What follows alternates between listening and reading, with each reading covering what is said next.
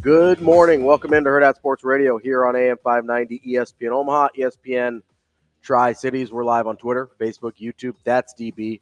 I'm Ravi Lulla. I got to get in the stream here so you can see my lovely face along with the old DB.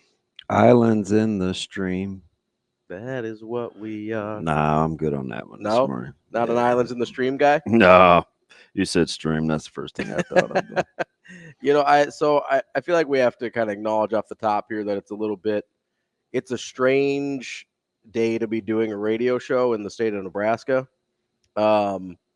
Obviously, we had some crazy things happen over the weekend with the tornadoes and the devastation and everything. Luckily, it sounds like no fatalities in Nebraska. I know there were some in Iowa, unfortunately, with that same storm. So we are fortunate there, but I understand a lot of people are going through a lot of things right now. We have some ways that you can get in to help through Hurrdat Sports. There's going to be a donation drive at Hurrdat Sports Bar from 11 to 7 today and tomorrow. But we're mostly going to talk about sports here today. If you want to call in, you want to talk to people, like that's great. 888-638-4876. We'll talk to you. If you just need to get some stuff off your chest, you're going through it. Like, we'll be your therapy couch. But I think I should have talked to DB about this, but I think our best thing we can do is bring you the thing that you love every morning, like we do all the time. And like Coach Rule said, hopefully bring you a little bit of joy in a tough time. So I don't want to speak for you, DB, but Yeah, it was a total gamut of emotions, right? Yeah. Friday, and for me, and I'll just say this and move on. Not in like a super great headspace on Friday, and it started with just simply not really knowing what's going on. Mm-hmm. That was kind of on me. Got a message where it was like, "Hey, you need to get the kids early." It's like, what? Like I'm in the kitchen, and so got them out of school. Caleb was already at home. Micah was waiting already, so that had already been taken care of. So I got him at like 2:35, and got Ryder or Zoe at 2:45, and then it just, it was what it was from there. Yeah. I thought it was, just 2 blocks either way. I'm looking right at a mess, right? Mm-hmm. We'll figure out whatever it is that's going on with our roof, but just to have so many people affected, whether it's either directly friends, Yeah. a couple of aunts whose homes are devastated. It's just, it was crazy. And you could hear it in his voice when he talked about what was going on, for that staff to kind of check on a lot of their guys real time. Was incredible. Like, 4:30 through 7 o'clock, everybody's checking on everybody. Support staff, coaches, coaching staff, and I'm just thinking, that's pretty powerful. And I woke up about 1:30 and didn't go back to bed, simply over the fact that I was just excited I just wanted to see Sharp. Yeah. Or like that was it. Mm-hmm. I just, a lot of people have a lot of things going on, and he was literally chomping at the bit to get to work so he could feel better. Yeah. It was just like this weird kind of cool vibe that came over me. I was like, you know what? Buck up, Buttercup. Like, get to where you need to be. Yeah. Like this your partner's going to lay it on the line for you. And I just was like, kind of dialed in, and I was so discombobulated. I mean, Shane. I got on the interstate without my phone. I left. I'm in Lincoln, almost. Yeah. And I'm like, so were the tweets that I saw, were they correct? Which ones? From the night or Saturday morning? You looking for the whatever it was that you were looking for? I don't know what I said. I was mad on Friday night, but so I had Ravi literally go to my house, gave you the garage code Yep. to get my phone and find me in Lincoln. which was unbelievable. You called me. So I appreciate that. You called me at the perfect time. I was literally pulling out of my driveway when you Yeah. called me. I thought, and it was, you had your wife No. call me because obviously you didn't have your phone. Yeah. And so I like panicked. I was like, oh no, something happened. Yeah. And so I was like, I answered that phone so quick. So that I thought something was wrong. I was like, yeah, I don't know. And I knew, she was going to have those guys doing their thing. And I was obviously going to go to work, but I just didn't want anything to happen, Yeah. not be able to be found. So just a strange day. And then it was a little subdued. I know that was kind of your first time fraternizing in the Yeah. That's the first time in the I've been press box credentialed for a and Nebraska game. and up there, but and I told you the day before, I wasn't gonna be super visible anyway. Yeah. So I don't really know what it was like out there. I talked to Andy and I talked to BC, I talked to Kendi, I talked to Tom Chattel. Mhm. That was about it. Yeah. I kind of just I hit out in the booth, talked to KB and Greg had his wife there, and she's just an absolute joy. Mhm. And it was me, Courtney, and Jess, and that was it. Just holding it down. It just seemed very. It did. And I didn't know if it was. I'm sure part of it was the weather. Yeah. Part of it is that this is the first time that some people got a chance to work with Greg in a long time. It's just a very interesting. I thought the vibe of the entire stadium was a little subdued. Just Were you concerned that people weren't going to show up? yeah, I was. Especially we were too. It was late. Really and late. The stadium hadn't really filled in yet. I don't know if that was because it was an early game. I don't know what it was, but I'm sitting there and I go, yeah, I don't know. And you were ready to say, I understand. Yeah, for sure. Right. I would not have begrudged anyone for just being like, hey, I got other stuff I got to do right now. I mean, did you, I went out on Cornhusker through the 84th Street exit. Yeah. Did you see that strip? I drove. And just 5 minutes, to the west, it was fine. That strip where the Phillips 66 is and those plants, I mean, that place was decimated. Yeah. Cars in the wall. I'm just like, the railroad, it immediately yeah, those quarterbacks did look at, oh, wait. Right. Wait, it's a mess out here. Yeah, and it's, that's the vibe was very strange because of that. And it felt that there was a part of me at the start that almost felt guilty that we were there. I used that word to a friend of mine. I said, I kind of feel some guilt. Yeah, it's like what are we doing here? But But then Coach Rule kind of snapped it into perspective. And I'm kind of like that anyway. People deal with stressors differently. For sure. So, and I've seen it with funerals. I've seen it with, some people want to be there. Some people don't want to be there. Some people want to play on days like that. Some people don't. So I try not to be like judgy McJudgy. Yeah. But I could only go by because my natural disposition is figure it out. Yeah. Let's have fun. Glass half full. Mm-hmm. Let's go attack it. Sometimes that just isn't, it's not for everybody. Well, and so you mentioned, it was my first time in the press box. It was the first time I'd been credentialed for a Nebraska football game, which is welcome to the big boys. That's a really big deal for me. I grew up here, that was a big deal for me. Yeah. And so I was excited, but then I felt guilty for being excited because this thing that's going on in my state and my town and this place that I love. And so it was a very strange moment there. And that's why I tweeted out what I did from the press conference immediately as soon as Rule said it. It was in his first answer where he goes, hopefully we're able to bring people some joy today after, obviously a really tough day. And he had to get there was so much going through his head too. Yeah. We talked about it during the broadcast. This is just it's kind of weird. I say that he finishes my thoughts and we kind of think, and whether we're talking or not, I could tell by his body language about a little ways to that scrimmage with once Bell and Bly Hill went down, his whole mood changed. Yeah. And I told Sharpie on the broadcast, I said, that's the type of guy where his heart probably hurts. Yeah. Right. Because he hurts for his guys. He's just he's just like that. Right. He cares a ton. Right. And it was just interesting to hear him tell Jessica, he said, my heart hurts for these guys. Oh, for sure. And you could just tell the whole, it was like the whole mood and the vibe changed. Tenor changed. He changed the format. The clock was moving extra fast. So for him to have the wherewithal and the composure to get back to the podium, When he and get everything out, yeah, because normal people forget some stuff. yeah, 100%. He gets it all. And he brought up obviously the injury situation with Bly and Bell. and Bell. I keep wanting to because Bly and Bell just sounds like, I don't know. I'm having a thing. The law firm. Yeah, they're gonna handle your divorce for you, not yours personally. I got a guy. Me too.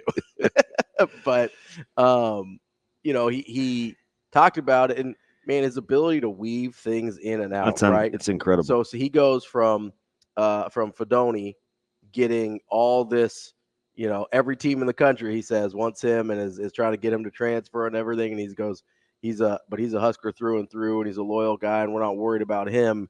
And he's like, but what I try and tell guys is everybody's going to love you when things are going well, right? Like, where were all these people for Thomas Fedoni the last 2 years? And even Fedoni knows that and has to regulate that in his own head. And nobody was calling 2 years ago when he couldn't get on the field. Not even stay on, just get on the field. Yep. And then he brings it back to Demetrius Bell and Bly Hill, where he goes, where are the guys now when they're laying in there trying to figure out what's going on? They don't know what's happening next. They don't know what their career looks like moving forward. They got tears streaming down their face. It's like nobody's calling now. That's when we care, right? And that to me is such a like microcosm. It's a total rule thing of what his program is about. Yep. And it's why people don't leave, right? You're there. When he uses the term family, I don't think it's toxic because he shows up, right? He shows up for his guys when they need him, not just when it's convenient for him to show up, not just when he's trying to get them on campus, not just when they're the starting quarterback or whatever. We got a bunch of calls we can get to here, and we'll get that Red Cross number, the text information too. But let's start with Asian Wyatt. Asian Wyatt, good morning, man. How are you? Good morning. Good morning. Sounds like my radio partner. She always goes, "Good morning." What's up, buddy? What's up, Wyatt? Hey, first of all, Damon, quit trying to get my girls in trouble at Brickosaurus. We want to go back again. I was just jealous that they actually had the courage to do what I was chomping at the bit to do. I wanted to get on one of those things so bad. I heard one of those tough hangs in the background just now. Wyatt, no. I know. Okay. So she cracks herself up. I know. But I want to say, because back in 2019, we were in the flood, and our home was severely damaged. We were out of our house for a long time, and so my heart just really goes out to everybody. And because it's stress beyond stress, and this is it was okay, but it was it was before we had tough hangs. So, and I'm glad you guys are doing something too, because it's whenever every little bit helps everybody. And at that time, listening to sports radio was a huge escape, just to get my mind off of overthinking constantly. So, and Damon, I was listening to you at that time, so I really appreciate that. Yeah. And again, that's it. Like for us, the flood, at least we were able to kind of prepare for it. These poor people, just in the blink of an eye, they start their day, and all of a sudden, by the end of the day, everything's just gone. Yeah, I appreciate it, man. Always been a class act, buddy. I try to be not try to be a grown-up class act with a little one. But, it's all good. You get a little grace, buddy. We appreciate you, buddy. Try to get them to say something besides no, but Yeah, I wonder where that comes from. Wyatt, we appreciate you, man. All right, thank you. Thanks. Next up, we've got our guy, Michigan Lance, wants to talk a little spring game here on the Hurrdat Hotline. Lance, what's going on, buddy? Hey, good morning, boys. Michigan Lance, what's up, buddy? Hey, man. End of one spring ball over down in Lincoln. Starting the high school one here today down in Florida, man. So it's good stuff. Football all around. He is growing like a weed, man. He looks fantastic. Thanks, man. I appreciate that. Glad he got his mom's frame on that side of the house with those long legs and long arms, man. He's stretched. Woo. Hey, most definitely. Unlike many other fathers, I have no problem giving the credit. Hey, we're both in this thing together. I got no problem. He did get that from his mom's side, and there's things that he got from me too. It's both. Hey, I tell him all the time. I mean, you're blessed. You had 2 college athlete parents. Yeah. Not everybody can say that. So you have an advantage. And so thank the Lord for that. I'll tell you that, man. But hey, I thought it's funny. I'm watching the spring. I don't know about you, DB, but my kid has me watching games. Saturday was the first time he had me watching games different. Mm-hmm. Now we're going to watch and sit there and watch a whole 2 hours.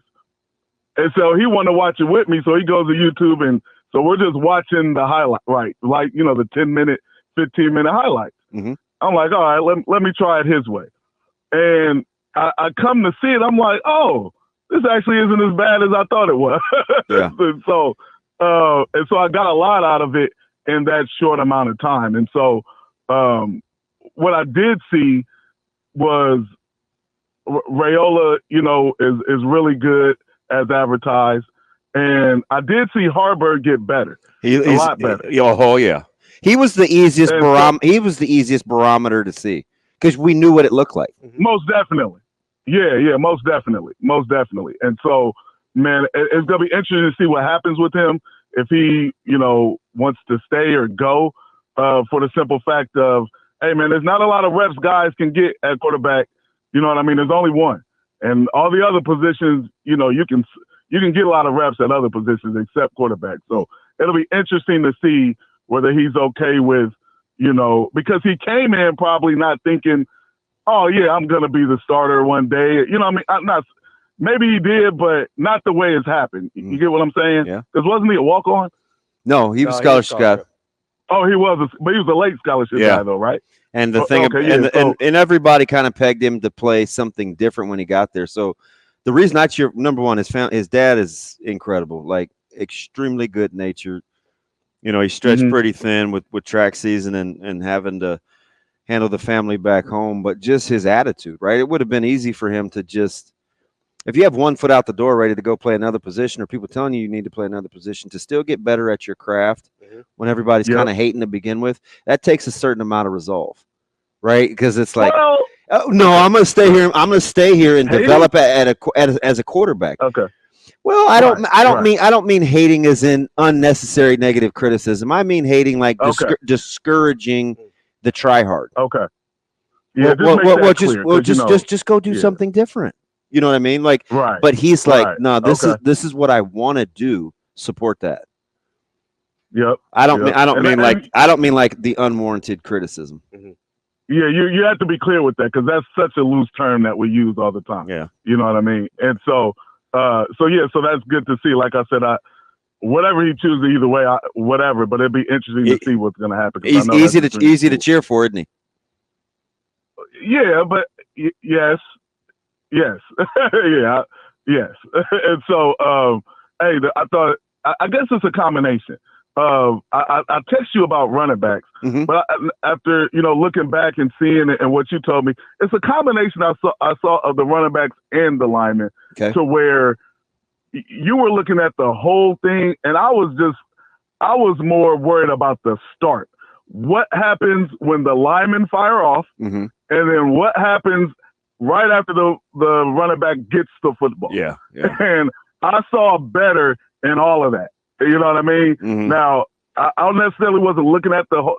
I took it a little next level for you.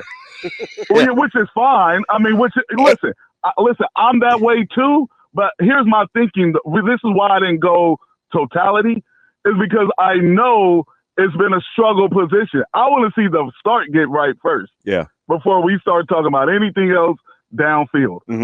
So getting the ball, reading the hole, and making a one cut and go, like those guys read blocks well. Yep. And those linemen made blocks well. And so I'm like, hey, this is better. You're off to a good start. You know what I'm saying? No matter who's it's against, no matter who you're playing against, like Like that guy broke that run. I don't know his name down the left sideline. Dowdell. Yeah. Now he's gonna get caught against a Big Ten team, but again, he got the ball, he made the right cut, and got around the corner. Like all that is good. You're headed in the right direction. Yeah. You know what I'm saying? And he finished the run in spring, which you're supposed to do, which he should have done against that defense. And so that's how I'm looking at it, because I'll go back to fans now. It's a losing program. So we can't all of a sudden start judging everything. You know what I mean? Hey, man, there's steps to it. Yeah. Let's get the progression, the first steps right, and then we can continue to fix everything else. I'm with you. And that's what I saw in the Nebraska spring game. I'm like, okay, they're starting to get the basics right. Yep. And you have a chance. Can't walk until you put one foot in front of the other, right? Exactly. And so I thought those guys, I saw some coaching going on. I saw the improvement of the coaches with the players. And again, that's something to be excited about. So appreciate it. Hey, best wishes with spring. Tell Langston. I'm a big fan, man. I'm cheering for him. I appreciate it. Hey, man, and go Bears, man. We look good in that draft, man.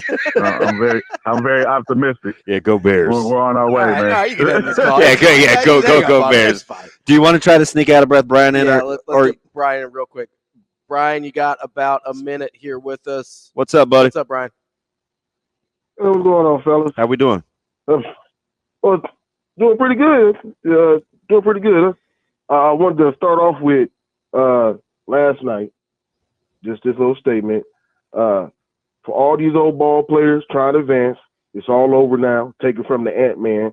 That was crazy last night. The way he performed last night, the dunk, man, that was crazy. I enjoyed that game. I'm an Ant-Man fan. See, still a fan of Lakers, but I got to give props to good players. That man put the work in. Yeah. Also, speaking about people putting the work in, my takeaway from the spring game is, hey, I just wanted to see something simple. Like, the coaches show up to work. That's the number one takeaway I have from the spring game. You can see improvement. Brian, we appreciate it. I'm sorry, we're up against the break. We will, if you want to call back, we're open at 7:45. Coming up next, we're going to talk to Michael Sevilla from the Let It Fly pod here on Hurrdat Sports Radio. We're back here on Hurrdat Sports Radio, AM 590, ESPN Omaha, ESPN Tri-Cities. Only sports show you can hear from state to state, or from one side of the state to the other on the airwaves. That's DB. I'm Ravi. We're also live on Twitter, Facebook, YouTube. Want to remind you real quick, today and tomorrow from 11 to 7 p.m. here at Hurrdat Sports Bar and Grill in La Vista. We will be collecting, it'll be a donation drive. We're collecting hygiene items, clothing, non-perishable foods. Those things will be donated to Heartland Hope and Project Intentional for distribution to everybody in need. Or if you just want to donate quick, $10 directly to American Red Cross, just text the word Red Cross, all caps, one word, all caps, Red Cross to 90999. That's Red Cross, all caps, no spaces, to 90999. That will automatically donate $10 directly to the Red Cross, who is spearheading the relief efforts in Elkhorn, Waverly, Blair, Bennington, everywhere that's been affected by the tornadoes on Friday. Joining us now on the Hurrdat Hotline is one Michael Sevilla. He hosts the Let It Fly podcast and is the executive director of the Jet Foundation. Michael, what's going on, man? Oh, just walking. Hey. Yeah, go ahead. I know you're walking. You may have to sit still for a second. That wind is kind of whipping. Is it bad? So I can move. To what do you call it? You may have to take a couple minutes and chill. So you asked me to stop. You know my dog doesn't like to stop. I'll tell you that right now. Tell Mando I apologize. Dude, you look great, man. The lumberjack hat and the beard, man. I'm going to try to switch over to just the microphone on the phone. Does that sound better? Yeah, you're good. Or no? You're good. You guys hear me? Yeah. Hello. Can you hear us? Yeah, that made it worse. Okay. Sounds better on Standing our still end. now. Hey, how you doing? Is that good? You guys hear me now? Is that good? Yep, I can hear you. Can you hear us? Can you hear me now? Yes. Michael. Can you hear me now? Michael. Yes. Yep. I can hear you. Hello? Shane. Shane, fix it. Hello? Shane, can you hear us okay? I'm getting back in. Hold on. All All right. right, we'll try this again in a minute here. Always fancy pants, man. It's okay. He's the that's the type of dude that brush his teeth and like going to the bathroom. Like just chill for a second. Yeah, I'm not trying to do that. I try not to have my mouth open when there's poop particles in the air. Okay.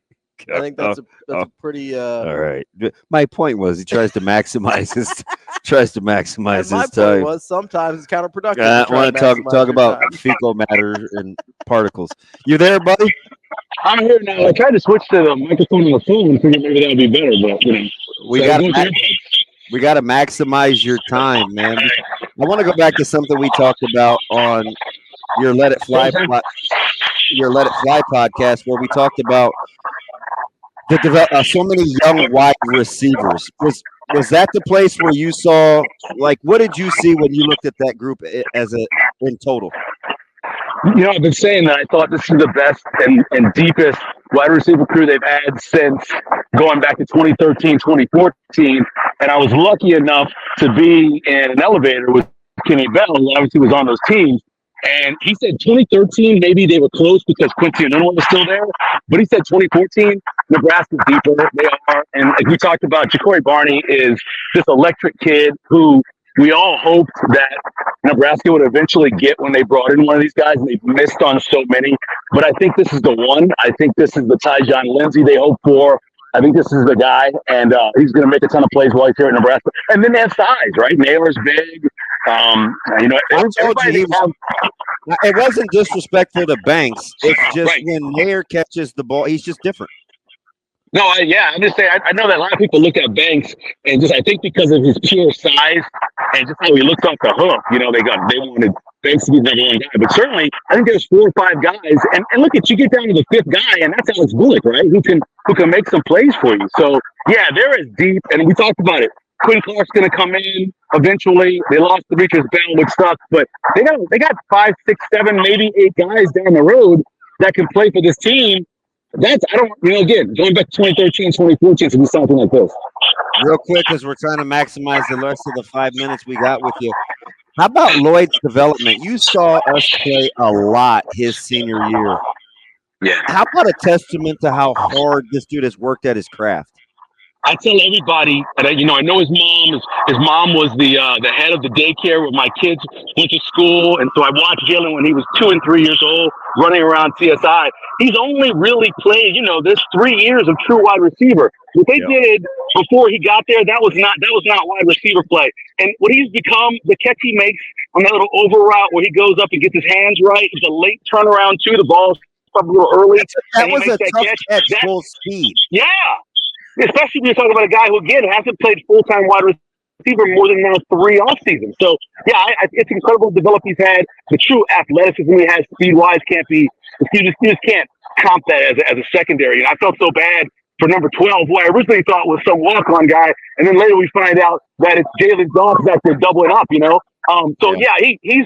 crazy. And I didn't mention him just now, right, when I was going through all those other guys. So it shows you just how deep they are. Michael, real quick, want to switch to the draft. Were you surprised at all first of all, how surprised were you about Bo Nix going 12?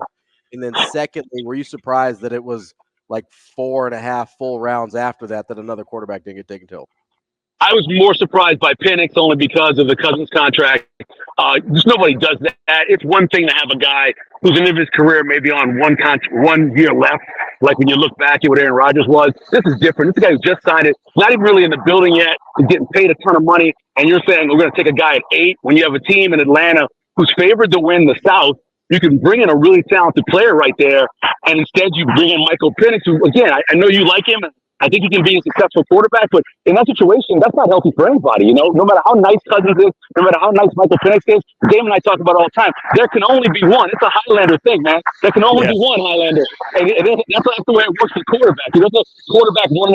There's quarterback 1, and so it's not going to be healthy for them. But you know what? I hate the Falcons, so I hope it falls apart miserably. Hey, my man will look dead at me. He's got the best one-liner. QB1 is different. That's all he'll tell me. Different, man. Different. Let me ask you something. Could I make the case the most improvement was had by Harburg, the most consistency was had by Raiola, and the best throw of the day was made by Kalen? Oh, yeah. So I thought, and Kalen's done that, right? We've seen that before, especially in like 7-on-7 or warm-ups. We've seen him make whole throws before. The 2-minute drill where he threw the corner route to Lloyd was arguably the best throw of the day. It was incredible. Lloyd hadn't even thought about coming out of his break. They could have truly helped him out by calling a timeout at 40 seconds. Oh, I know. No, he had not. But I mean, how about calling a timeout with 40 seconds left so the man actually has a chance to finish the 2-minute drive? And what are you doing? I know you're trying to set up a field goal to get a guy to offense, but come on. This guy's trying to win a job. He's got a 4-minute drill. Draft-wise, that's one of the favorite offense with the Steelers. Your Steelers. That's probably true. I mean, I'd have been pretty upset too, especially Patella. How weird is that? I just want to say about the Steelers, dude. I've said to you since I've known you, I love the fact that they will sit still. They occasionally move. It doesn't happen a lot. They will sit still, and talent falls to them because they've got great scouting. And it's amazing the way they can just sit there. That doesn't always work. Lyman Sweet didn't work out, but most times, guys that follow them end up becoming really good players. It's a miracle what they can do. And I'm so done with the Eagles. They're ridiculous. They're like a cheat code. Howie Roseman is making trades and working on levels that nobody else is working at. You look at it, what the heck? They got both the guys I thought they'd get in the first round, right? I thought that maybe Quinyon Williams took all of them. I thought if not, they got both guys. And then later in the draft, they just continue to compound. Now, they brought a guy in who was kind of a developmental guy who I saw at the Senior Bowl, who I thought, oh, man, that guy's athletic, but, he's playing at a lower level. And they bring him in. I think he's probably going to work. He's working at a ridiculous level as a general manager. It's not even close to anybody else. That's Michael Severe, host of Let It Fly podcast and the executive director of the Jet Foundation. Severe, we appreciate you joining us for a few minutes this morning. Enjoy the rest of your walk. And tell Mando he's a good boy. He's a good boy. You're a good boy, right, Mando? You're a good boy. Yeah. What's up, Mando? See you guys. Sorry about that. Appreciate you, Michael. With a 12-minute segment, you miss out on 3, and it goes in a hurry. Oh, yeah. Sorry about that. Shane, hang it up. Thank you. He's busy laughing, watching the dog. Shane's watching the dog on we video. will be back with more Hurrdat Sports Radio coming up next. Wrapping up hour number 1 here on Hurrdat Sports Radio, AM 590, ESPN Omaha, ESPN Tri-Cities. We're live on Twitter, Facebook, YouTube.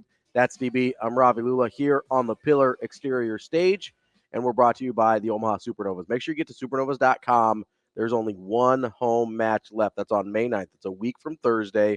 Make sure you get out and support your Omaha Supernovas in their last home match of the season. Meanwhile, on this upcoming Saturday, you can watch them on CBS Sports Network. That's national TV. Go to supernovas.com to get tickets, to get television information, everything you need to know about your professional volleyball franchise here in Omaha. Huge reference to those intermediate passing game with the in cuts and holding the seam. If you want to be able to run the ball, you have to be able to control the intermediate portion of that defense, soft middle. You got to be able to keep the eyes of the linebackers and most safeties, right? young quarterbacks and most offenses don't want to put the ball there because it's scary. There's a lot of guys, a lot of traffic, lot of balls. It's hard, a lot of bodies. Harder to read too, right? Because there's a lot more bodies in there. You don't know who's open. You don't know. Well, you maybe don't trust who's open. Don't trust what your eyes or your progressions are telling you. You know how guys don't get hooked to curl? They don't think you're going to throw it. Yeah. And if they don't have to get hooked to curl or low hole, deep hole, it's hard to run the ball. Yeah, it really is. Let's hop back on the Hurrdat hotline. Apparently, everybody wants to talk to us this morning. That's good. We've got Jay on the spring game. If you want to call in, it's 888-638-4876. Jay, what do you got for us this morning? Good morning, gentlemen. Good morning. What's up, Jay?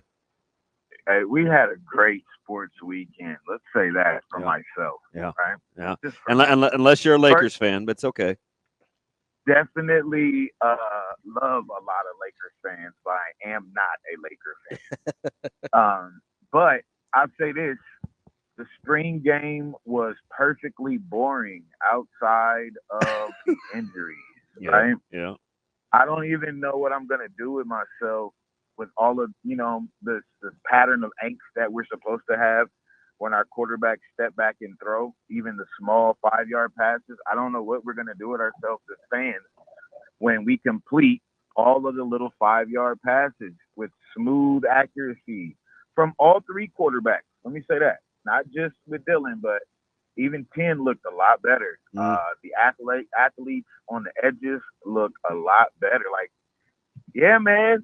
I mean, like, this is calm optimism you're hearing. Like, this is like, okay, we look like, and I've been hearing this statement from you guys as well as the coaches in the interviews, like we're almost playing football, man. Yeah. On the offensive side of the ball, people are handing balls off, hitting holes, and making passes smooth, like they know what they're doing. And that's a good thing to see.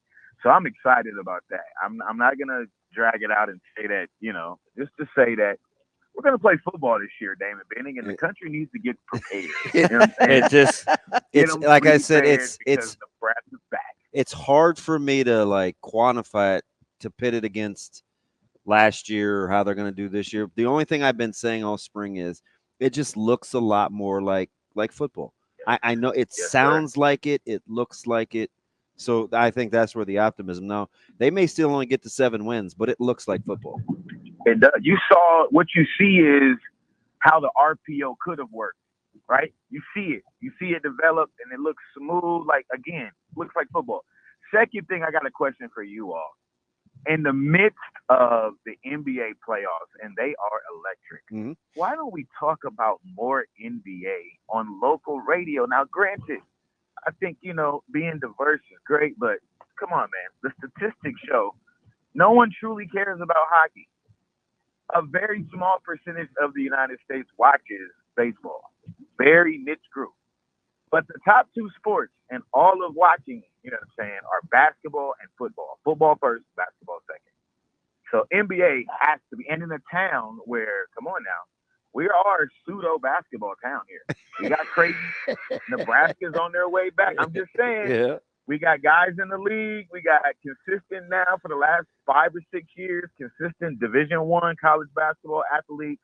They're building basketball complexes all over the state. I just would say that if the NBA is the goal to some of the athletes that touch the soil here in Nebraska, I think we need to give them a great snapshot of what it'll look like in the coverage for the NBA. Everybody loves the NBA. Did you see Ant-Man, son? Hey, Did you see Ant-Man? Yeah. He's Okay. Enough said. Athleticism at its finest versus weird eye adjustment after watching a white screen for 4 hours. I'm just saying, let's be real. You talking about watching hockey or watching Yellowstone? Whoa. Hey, Damon Benning, for the record, I had nothing to do with it. I listen. I wouldn't go there. That was Ravi, man. That was Ravi. Hey, I was making a white joke. Hey, Damon, to make everybody feel safe, put both of your hands up right now on the screen. Hey, we don't know where Ravi got that take. You know what I'm saying? we were referring to hockey. I don't even know what was the it yellow me? with the It was you know where I got it? It was right here. It was out of pocket. There it was. Jay, I appreciate the call. We should have Jay lead our focus group because you know me. Like I would talk about I love NBA. If people want the NBA, that is no problem. We do most of our talking about the NBA in between segments. Yeah. Like, oh man, did you see that? Yeah. I appreciate Jay. Listen, I would love to talk more NBA. If you guys want it, we'll do it. Yeah, give us a little more. It's not like it's not in our wheelhouse. Yeah, I mean, there's not a ton that is. Although I do, hockey's something I'm still working on. It's so beautiful. No, I really like it. It's just, to be honestly, it's a bandwidth issue. Like. You only have so much capacity. Yeah, and like hockey, I didn't grow up with hockey, and so it was always on the outside. I was like, oh, that's cool. Playoff hockey's fun, but it was never one of those things that like got into the inner circle. That's fair. And then I feel like, man, it's too late. You give me the go ahead. I don't want to stretch you, but there's nothing more exciting. It's the only sport that can make 1-0 exciting. No, hockey's when great. You Edmonton and the Kings, you were like on the edge of your bed. I get how compelling it is, and I just don't understand it or follow it to the degree that if I'm talking hockey out here, you're gonna like hockey dad's gonna be jumping on my back or whatever and be like, you know what you're talking about. It's like, yeah, I don't know what I'm talking about. Honestly, that's a lot of what I'm afraid you of don't want the is the gatekeeping, right? I got you. It's like, okay. Somebody used that term earlier, And it was very fitting this weekend. Let's get to TK. Wants to talk a little bit of O-line. Surprise, surprise. TK wants to talk O-line. I'm shocked. Surprise, TK. surprise. TK, what's up, buddy? Good morning, fellas. How you What doing? up? How we doing? We're good. Did you enjoy your meal? It was good. It was good. You don't have to tell me you loved it, but it's I'm honestly. There was a hesitancy there. I heard it. I mean, it was a 7 at best. Okay. He had Indian. Come to my house. I make good Indian now. The yogurt was good. I thought that was Greeks. I thought that was Greeks. So, Oh, that's a deep cut. That's how you know he listens every day. yeah. So, very quickly, the offensive line I thought looked all right. I liked their mentality. It was very obvious in both watches that there was no getting down on themselves. There was a very aggressive mentality. Some of those young guys are just going to have to get more reps. Yeah. Because in the pass pro, it was rough with late blitzers. It was very hard for some of those guards to get off of a down lineman who they were helping in the center with to get to linebackers. There's some foot speed issues, but I like their aggressiveness, and I am super excited to see Justin Evans on those quick screens out of the backfield, because from what I saw from him, he was pretty elite on Saturday. TK, what 5 would you roll out there with? From what I saw, Ben Scott. I would go. He didn't Ben play, Scott. but Ben Scott. Well, the tackles and the center are a given. So Ben Hart, Scott, Prohaska. Teddy. Prohaska. Okay. Evans. Yep. And then I liked what Mazuka put on there on the field. People are afraid to be critical of him because he's started before, but he's got some work to do. He wasn't very good in pass pro. Yeah, he's got some work to do. It's okay. I mean, we got to be able to be honest. Yeah, he wasn't great in pass pro, and that's concerning since we didn't have any of the really, really good guys out there on defense.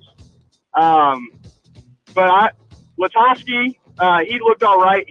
I think his feet are a little slower than Mazuka's. What would you do with Jacob? What would you do with Hood? Put a bandage over him and bubble wrap. Yep. Just hope he. Because he looked really good when he was able to play at like 100. Yeah. But there was very quickly he twisted up his ankle, and from a guy who knows about what it's like playing with weak ankles, it's rough. You're not going to be able to jump back when people come to the outside of you and then try and jump into the inside, which is unfortunately the biggest thing that tackles have to be able to do is to fight people going back inside. Yeah. TK, good stuff, we TK. appreciate it. Good stuff on the O-line there. We will catch up with you soon. We appreciate the loyal listening and the deep cut jokes as well. More Hurrdat Sports Radio coming up next. Kicking off hour number 2 here on Hurrdat Sports Radio, AM 590, ESPN Omaha, ESPN Tri-Cities, live on Twitter, Facebook, YouTube, on the Pillar Exterior stage. That's DB. I'm Ravi Lulla. We're joined now on the Hurrdat Hotline. Been a busy phone morning today with our guy Sam McKewon of the Omaha World-Herald. Sam, how are you? I'm great. How are you guys this morning? Good. Sam, I usually always try to come see you. You walked by me in a blur. I was standing out in front of the door. No, it's not your fault. I wasn't anywhere in your sight line. I was by the booth door, and I saw you blow by real quick, and I was like, I'm going to go catch him. And I was like, I don't want to be amongst it. I just was going to say hi from afar, but I know I usually try to catch you. This was interesting, though, because I felt like Coach Rule, every time he has a press conference, there's obviously some takeaways, right? He tells you what you need to know. Yeah. How big or minor or much of a microcosm do you think his stance was about Fedoni? Because there was a ton in there, right? Because, Fedoni hasn't always been a fan favorite. He's received a little criticism. He stayed with it. He knows that he's been courted amongst a few other guys. Like, what did you make of his opportunity to kind of describe the Fedoni thing? Because I love the fact that he kind of went to bat for his guy hanging in there for family. Yeah, for sure. And Thomas also described, his passion for Nebraska too. So it's obvious that, Thomas likes to wants to be with Nebraska and all the rest. I think, as it relates to Fedoni, I think there's so much potential still there, obviously, and he had a nice start to his career last season, the real start anyway, and so I think Rule just wants to remind people. So a strategy is emerging, okay, in the way that Rule wants to use NIL and the way that he wants to build his program. He wants to have a high degree of loyalty to players who are going into their fourth and fifth, and in some cases, sixth years in the program, and he wants to use NIL to keep them around. Yep. So that they're the culture keepers. Simultaneously, he's got a huge group of players, and they may all stay, like, through this portal opening. They're not going to stay forever. Like, some of them are going to leave eventually, probably in December or maybe even next spring. But so, like, he really wants to take the 21 to 24-year-olds and really pour into them. And so I think he's trying very hard to send the message to the younger players of, the guys that I'm going to hold up and exalt in the program are the guys stuck around and are with us for a long time. And I think he's not just talking to the media in that moment. He's talking to his players. Because I think as talking to the media and talking about the tampering thing, it's a Saturday, we're busy. You say that another day, and somebody might just say, okay, well, if it's such a big deal, then who's tampering with him? And you don't want to have that conversation. Like, that's not. So the point he was trying to make was to his players, and he was kind of using the media to do that, and that's fine. I don't think he really wanted to get into a big, long discussion about which schools are, trying to get Thomas Fedoni. That would have been a discussion a different day. But yeah, I thought it was a good comment. You could see where I like what you said about the use of the NIL and the culture keepers. You could tell their greatest, and I've said this from day one, so I like to, maybe I was hearing what I wanted to hear. His greatest skill to combat portal and money and free agency is to make this a place. He wants to make this place family. Like, it's so good here. You shouldn't want to go anywhere else. Like, you can see the strategy. For sure, yeah. So I think there's certainly a culture that he wants to build. He does have the facilities in which to build it, right? So they've got nice stuff too.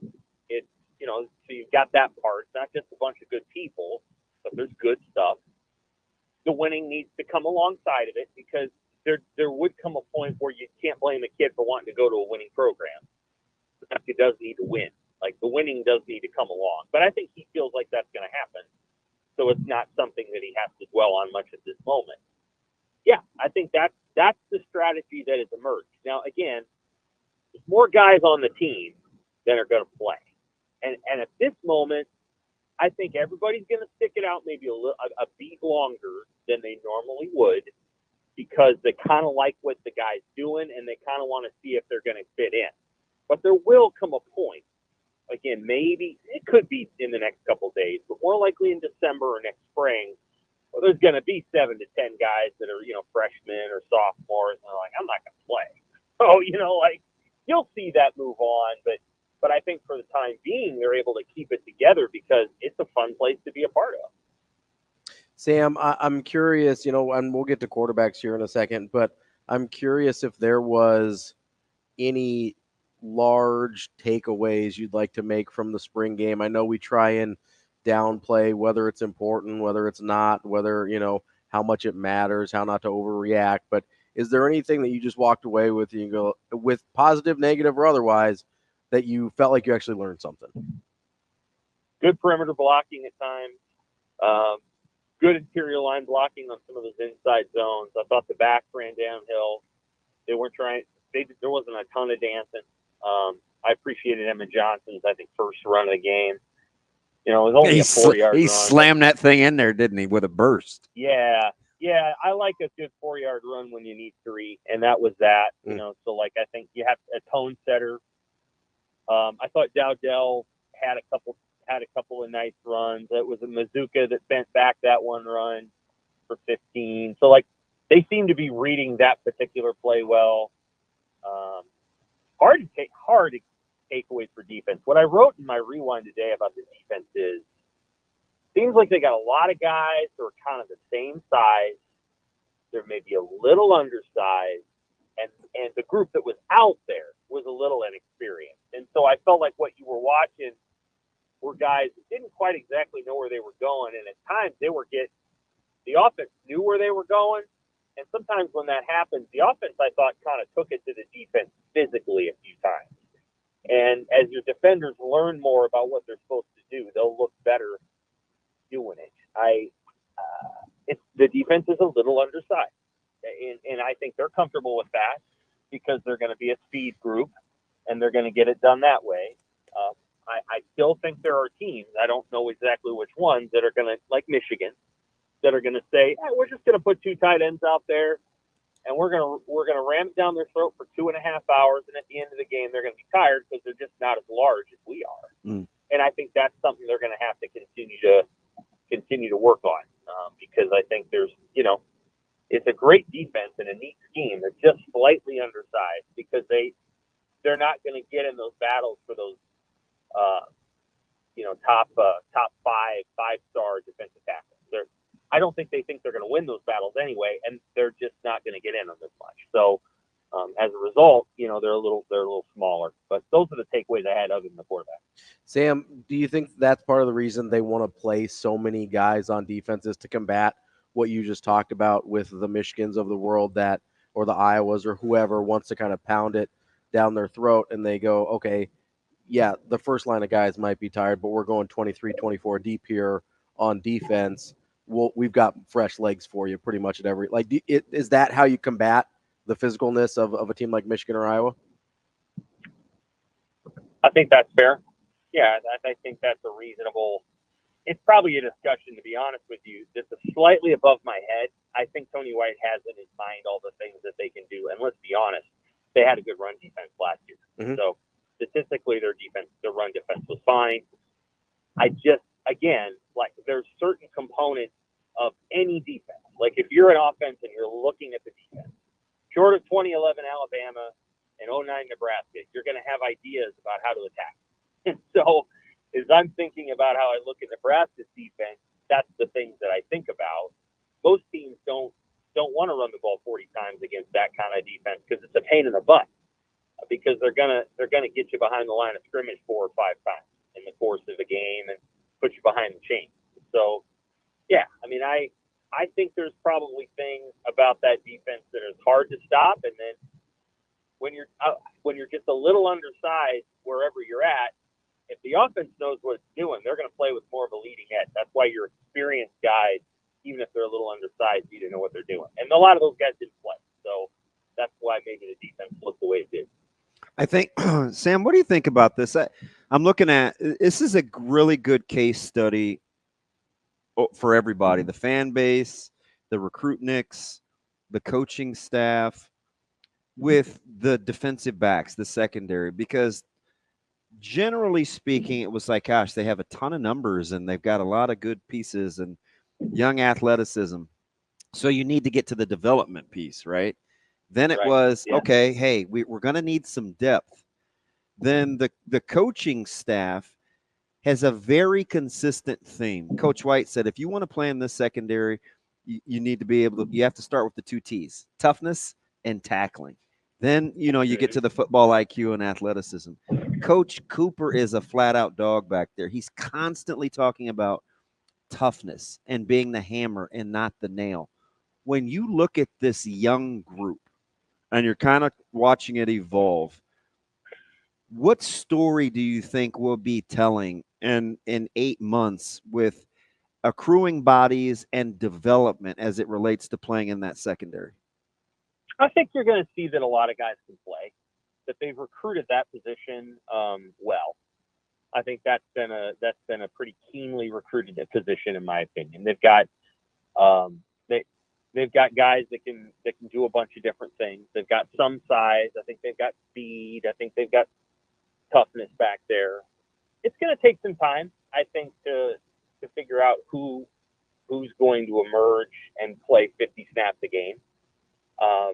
We kind of took Phelan and Omar Brown for granted. Right. Those two guys. And then, again, Hartzog and Buford are going to play a lot. Hartzog certainly is now. I mean, he's with Blyhill being whatever that injury is. I was hoping to see him play that field safety. I hope some young corners can emerge. Yeah, it's possible. It's going to be challenging. I know. For somebody to come along, unless they can add somebody in the portal, which they may very well do. I mean, I think they have the flexibility to make that happen. So, I think there's going to be, it's just going to take a little bit of time to figure out exactly who's going to be where. I watched the spring game, and one of the numbers wasn't right in the roster. People thought Rex Guthrie was getting beaten there on the deep throw to Jalen Lloyd, and that wasn't the case. And I don't think Rex played. So people found out in a hurry. Nebraska fans take the spring game seriously. It is a very difficult broadcast to do.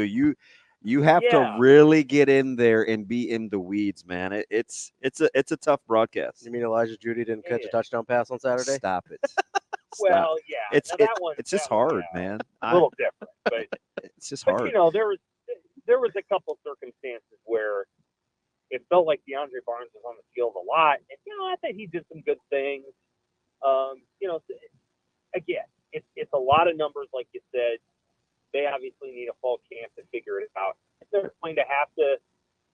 They're probably going to get a good deal in the first two games. So UTEP and Colorado are both probably going to throw the football quite a bit, and so those defensive backs will get a nice workout. They're going to play teams during Big Ten play that are not going to throw the ball. Yeah, because they played without Giff, Hartzog, and Singleton. Mm-hmm.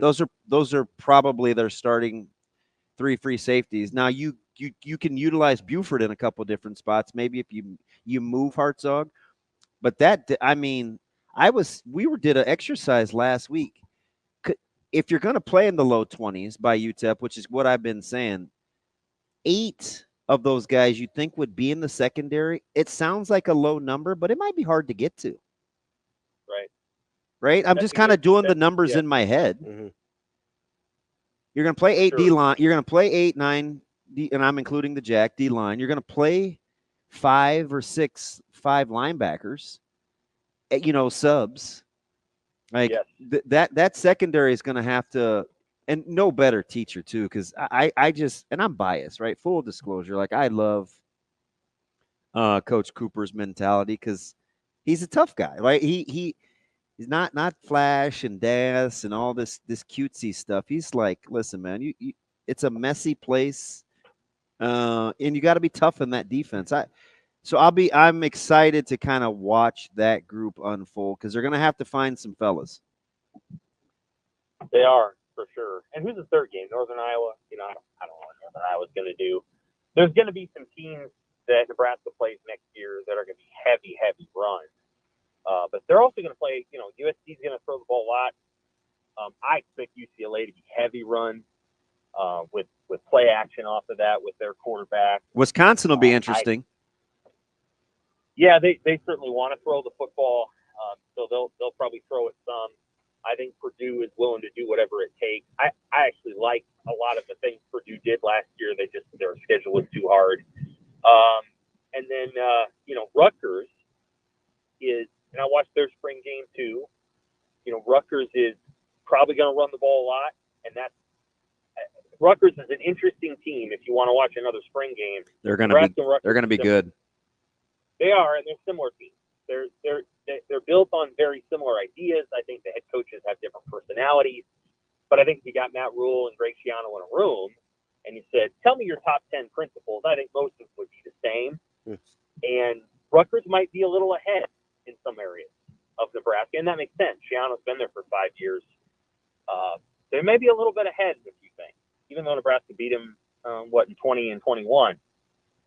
If Rutgers' roster has improved, then then that'll be an interesting game when they come to Lincoln, because I think they will take Nebraska to the wire. It'll be 17-14, something like that. Sam, got a handful of minutes left here with you, so got to move over to the quarterbacks before we let you go here. Let me put it to you this way. Who outperformed your expectations the most on Saturday out of that group? Interesting way of putting it. I like think, that too. Yeah. I like that. I think my answer's supposed to be Harvard, but I'll be honest. I mean, whatever your answer is. What do you mean it's supposed to be? Doesn't have to be my answer. You know what I mean? Yeah. Like, I'm supposed to say, Harvard surprised me. I think what he did was fine. I think he did a nice job. I thought Dylan did a good job based on everything that was all the eyes on him and all the stuff that had been said, which I'm sure he's heard. The fact that his family is watching all that, and he knows. I mean, he's an aware kid. He knows he's wearing all that, and he has to go out there and deal with all the attention. And I think given all those things, I think he did pretty well. I think he should feel good about the work that he did. It wasn't perfect, obviously, but some of the things that it pleased me about Rayola's work is that when he threw the ball to the sidelines and he got it out quick, the balls were where they needed to be, and he threw a nice pass to Hall, and it kind of brought Hall back inside where the hole was that he could run into. And I thought he handled some of the. I thought he handled the second throw to Alex Bullock nicely, the corner route, and I thought that the ball that he fired, the first ball he fired into Bullock was a good throw, and the one he threw to Barney was a very good throw and a gusty throw, and things that you have to do in this sport in order to move the football. Heinrich Harburg had a very similar throw, and it wasn't on target. So I thought Rayola handled himself well. And I think he deserves some credit for having done that as a true freshman, 18-year-old, not having the advantage of running. So if you go back and watch the Adrian Martinez spring game in 2018, I think he ran for 100 yards and nobody could touch him. So it was kind of like, that looks good. Dylan had to do all that just throwing the ball, and that's pretty good. Like he didn't have the luxury of running around and not having anyone touch him. So I thought he did a nice job for all the variables considered. I think I'm most impressed by the fact they have the right mental makeup in that room. The character and quality of people in that room for what goes on in this state and how they're all a similar age it's revealing itself, right? They just keep getting better at their craft, and that's really all you can ask until meaningful Saturdays roll around. You just have to keep getting better, and that they appear to be guys that are attacking the competition. Oh, absolutely. And I thought Danny did some nice things on the 2-minute drill. I'm telling you, I would make the case. He may have had the best throw of the day, and there were some doozies.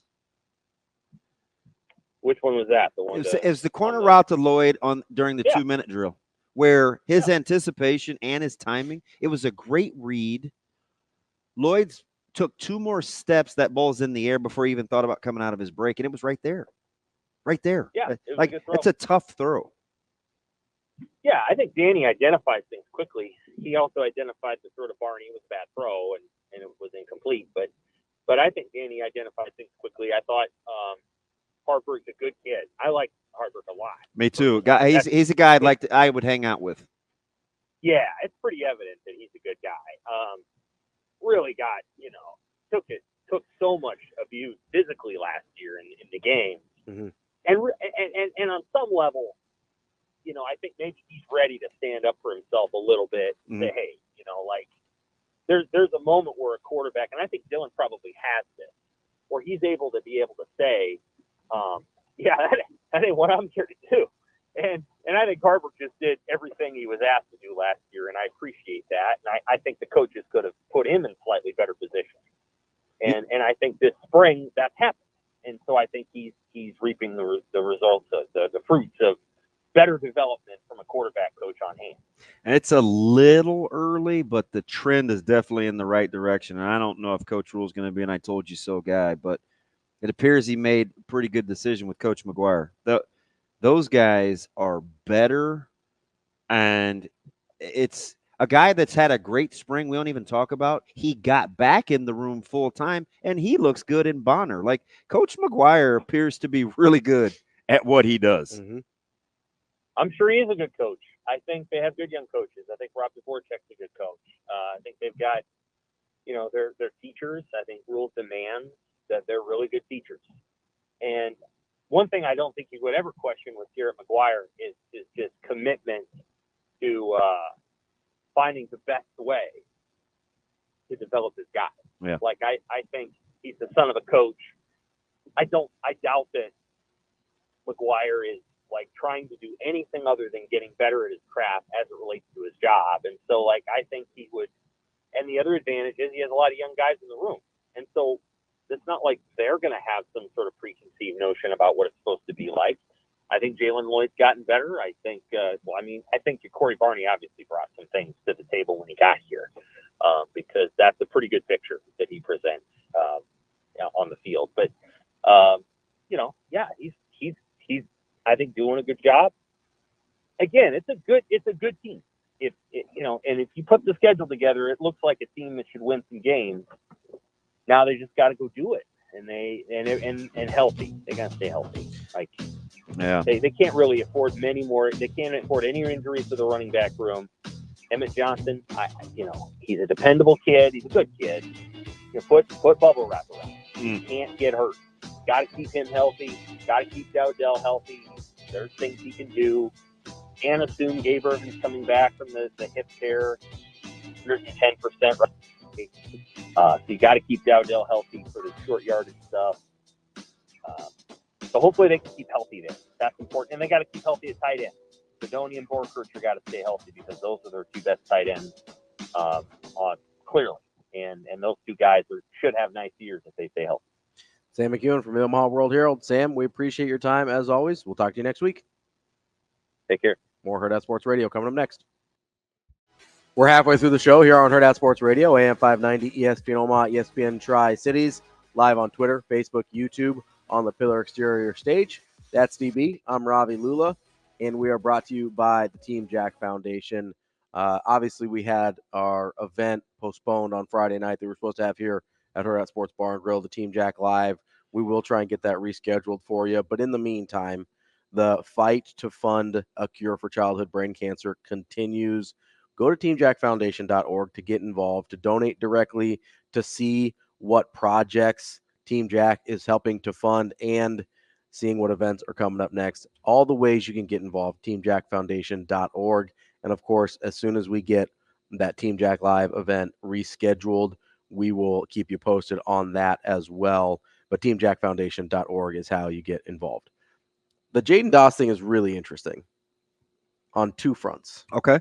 Because, number one, the fact that he was working in with the secondary tells us a little something about what we said on Friday.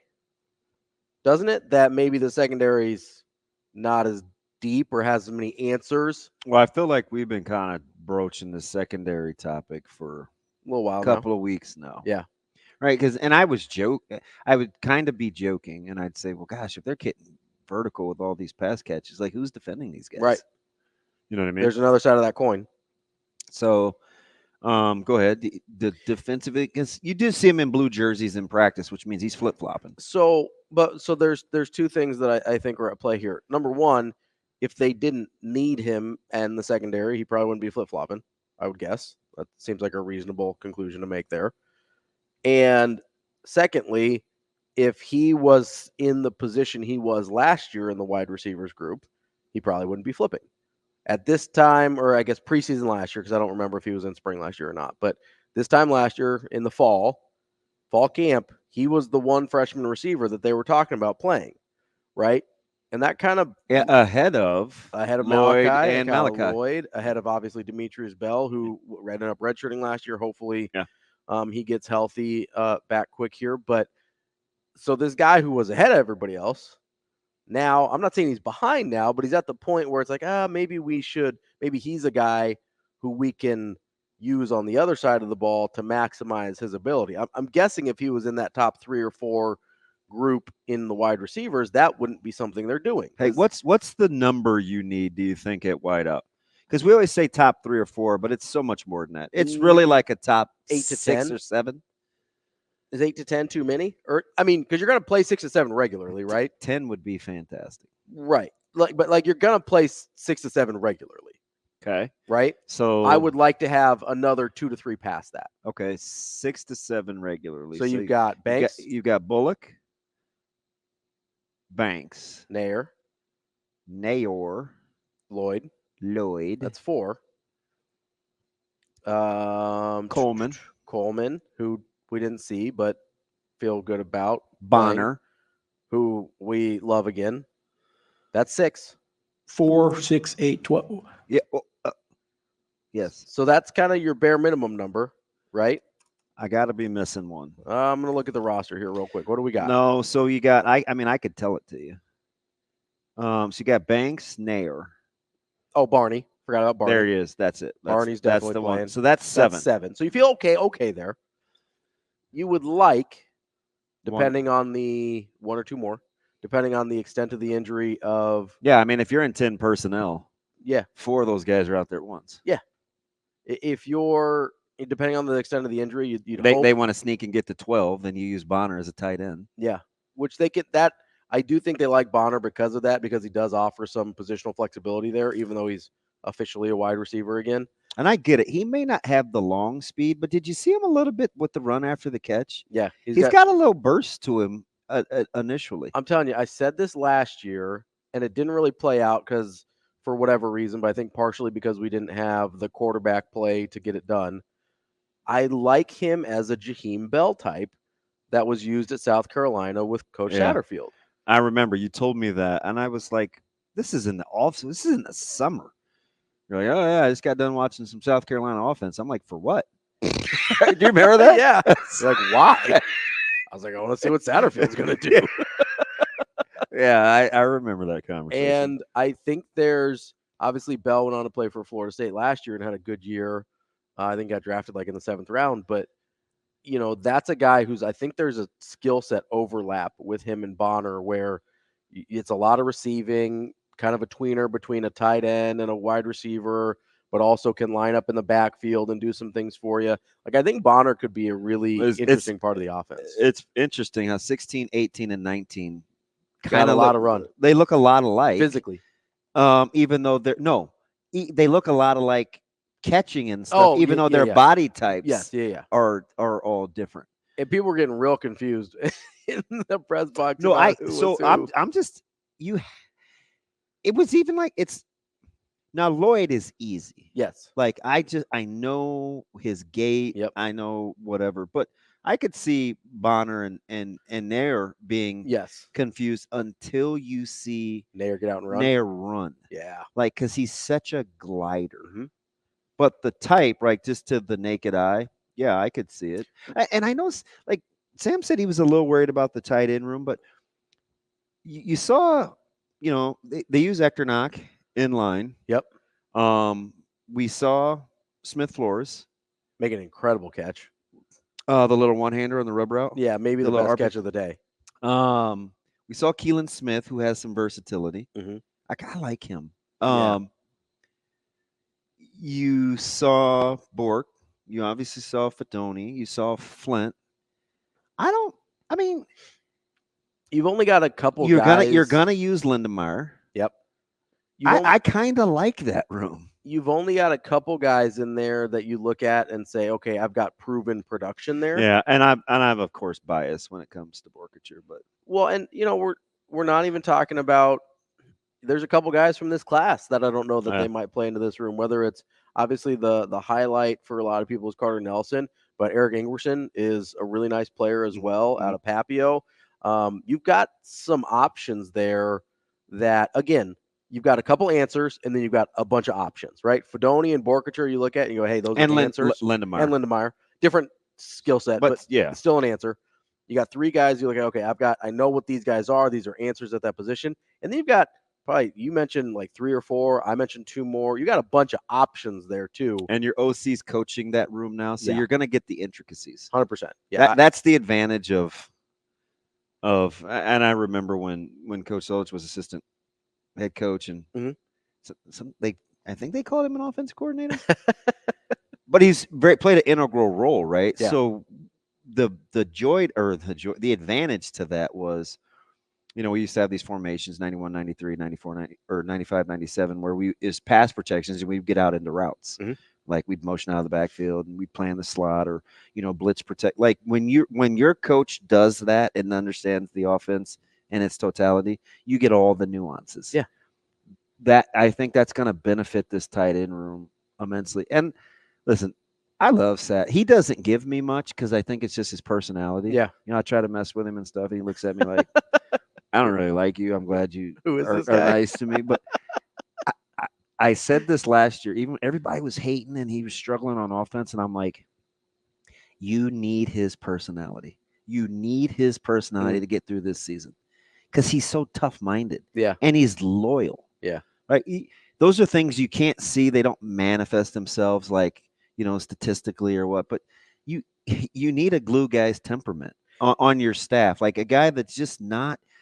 The wind picks up, or he hears a few things, or the temp changes, and all of a sudden they're a different person. Like that's not always good for you. Is he the coaching version of Heinrich Harburg's mindset?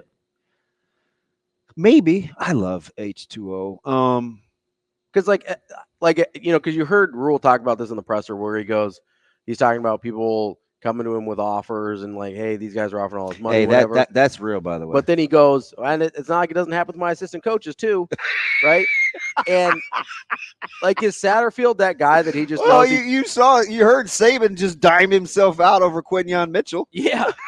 Like you're like, wait, what did he just say? Is Satterfield just that guy that he doesn't have to worry about, where he's just like, hey, we'll take care of him? Yeah. Like Harper. I could see that. He's just so loyal. I don't know. I like him. Just tough-minded, and it's like, hey, we're gonna get it done. Yeah, loyal guy. We go have a ginger ale. We'll wrap up the second hour coming up next here on Hurrdat Sports Radio. Wrapping up hour number 2 here on Hurrdat Sports Radio, AM 590, ESPN Omaha, ESPN Tri-Cities, live on Twitter, Facebook, YouTube. That's TB. I'm Ravi Lulla. Reminder, make sure you've got until May 12th to get out to Lawrence and Gardens to see Brick Live, Brickosaur's exhibit. They've got over 30 iconic dinosaur sculptures made out of more than 1.5 million bricks, surrounded by the prehistoric plants they would have been around when they were alive. It's a super cool exhibit. Make sure you get to lawrenceandgardens.org and get your tickets before May 12th when this exhibit will go extinct. That's lawrenceandgardens.org. Every time he talks about Fedoni, did you hear that beating? Yes, that's him hitting the podium. Yeah, because sounded like he had like a little remix. He's not making that up. Yeah, right from day one of those two being together. And Coach Rules even said this. Maybe it was public or private. They have some similar. He and Fedoni have some similar personality traits. Got a little edge to him. Yes. Yeah. Highly competitive, and he's never satisfied. Yeah. So those are. I mean, who does that sound like? Those are things that he vibed with. So he was the perfect guy to come along at that stage, I think, in Thomas's career, to help to have a guy that could help channel his energy. Yeah, because if that energy isn't channeled, it's like fire in the forest versus the fireplace. It can get reckless in a hurry. Yeah, and like it can get chaotic. And so I think he's always vibed with him. Yeah. Regardless how many text conversations and I want to do spring and I want to take this brace off, and they've been really good for each other. And he used the word that he's going to use a lot if he gets this program the way that he wants, and that's loyal. Yeah, loyalty. And it's just who he is. It's like whether you're in the media, whether you're on the staff, whether you play for him, like the trust thing is big. And when that goes. Yeah. It feels like he's one of those guys where, hey, if you want to move on, if you want feel like something's best for you, like he won't hold that against you. But the guys that choose to ride with him are like riding with him forever. Yep.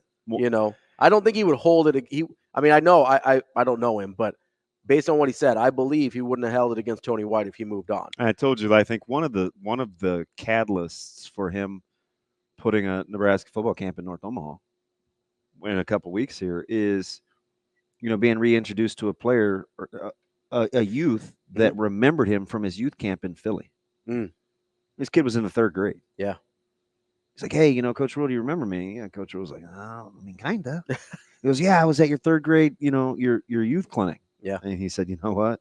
Like, and he'll tell you, play for me, player for life. Yeah. Right? Like, that's just said that a couple weeks ago. And that's just how he wants to build the program. We're going to keep hammering this home. Because it's the one thing that can transcend all the other nonsense. It can defy the current whether mindsets and unlimited transfers that just got ratified, whether it's the NIL, whatever it is. If you have a place that you love to be, if you have a place where they love you, and when you're going through 2 ACL rehabs, are like, no, you're our guy. We got you. Yeah.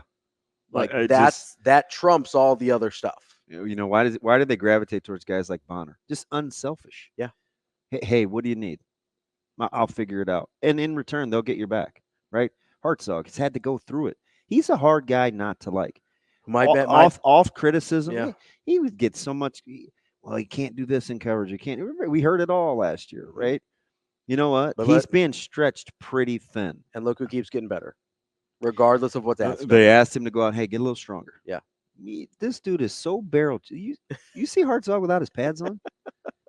I haven't, no. This dude is yoked. Yeah. I mean, and doesn't say anything, low maintenance. Like, that's where I want, like, that's the selfish part of me that cheers for the program. Yeah. Right? Not your kid, not your alma mater, none of that. Like, you want Nebraska to be really, really good. You can't function at a high level without some sort of camaraderie and chemistry. So I'm big, because I've seen it work where you have a lot of good players that have to play with each other and share. Yeah.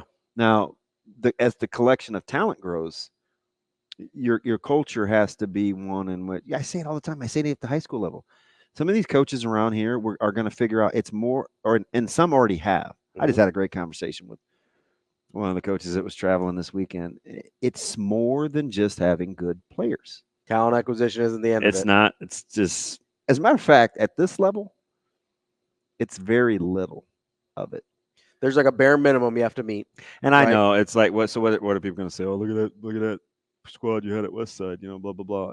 I get it, right? Like those guys were good, but amazingly unselfish. Well, and not even necessarily the most D1 players on one team in the state. No, true. Right? So yeah, there's that like, too. Don't get me wrong, like talented group for sure, but not any more talented just physically than other groups. I just think they're going to have something to settle into when it's nut cutting time, and you get Rutgers, and you get Wisconsin, and you get Iowa, and all it just can't be about, well, we typically haven't won games like this before. It's got to be more, hey, you know what can I do to make sure that I don't let you down? Well, and it can't be about either. It can't just be about going out and saying, hey, we've got more talent than you, right? Because Nebraska's had a lot more talent than a lot of teams they've been losing to. Their recruiting classes would lead you to believe they should have been a lot better. Yeah, that they've been losing to a lot of teams that they've out-recruited for years. Yeah. So it can't just be about that. I will say it does seem like the talent level at the quarterback position has upgraded dramatically, even with a guy that was already in the room. And it does start with their mindset, though. I mean, that's a pretty cool. Just think about what they're going through at their age. Yeah. The off-malign guy that's staying the course. Yep. He comes out and could easily be the most improved. The other guy that isn't the guy that continues to just get better. The anointed guy that's the talented guy, you'd never even know by talking to him. No. Just goes to work. He doesn't sound any different than the other two. Nope. Despite the fact that at least publicly, when you get been anointed. When you get the makeup in that room right, you give it's yourself a game changer. You give yourself a chance. And so I do want to talk. We've only got a few minutes here, so we can revisit this after we talk NFL draft. But I do want to talk about the guys that Sam kind of alluded to this, right? I was blown away by Heinrich Haarberg. Like, we'll get to Dylan, obviously, like he's worth talking about, but I was blown away by the fact that when Haarberg was dropping back to pass, after the first few throws, I wasn't just waiting for something bad to happen. Mm-hmm. I wasn't just waiting for him to make a bad decision or throw it into a bad spot or way overthrow somebody. It looked almost immediately like he just looked like a quarterback. Mm-hmm. I don't know how else to put it.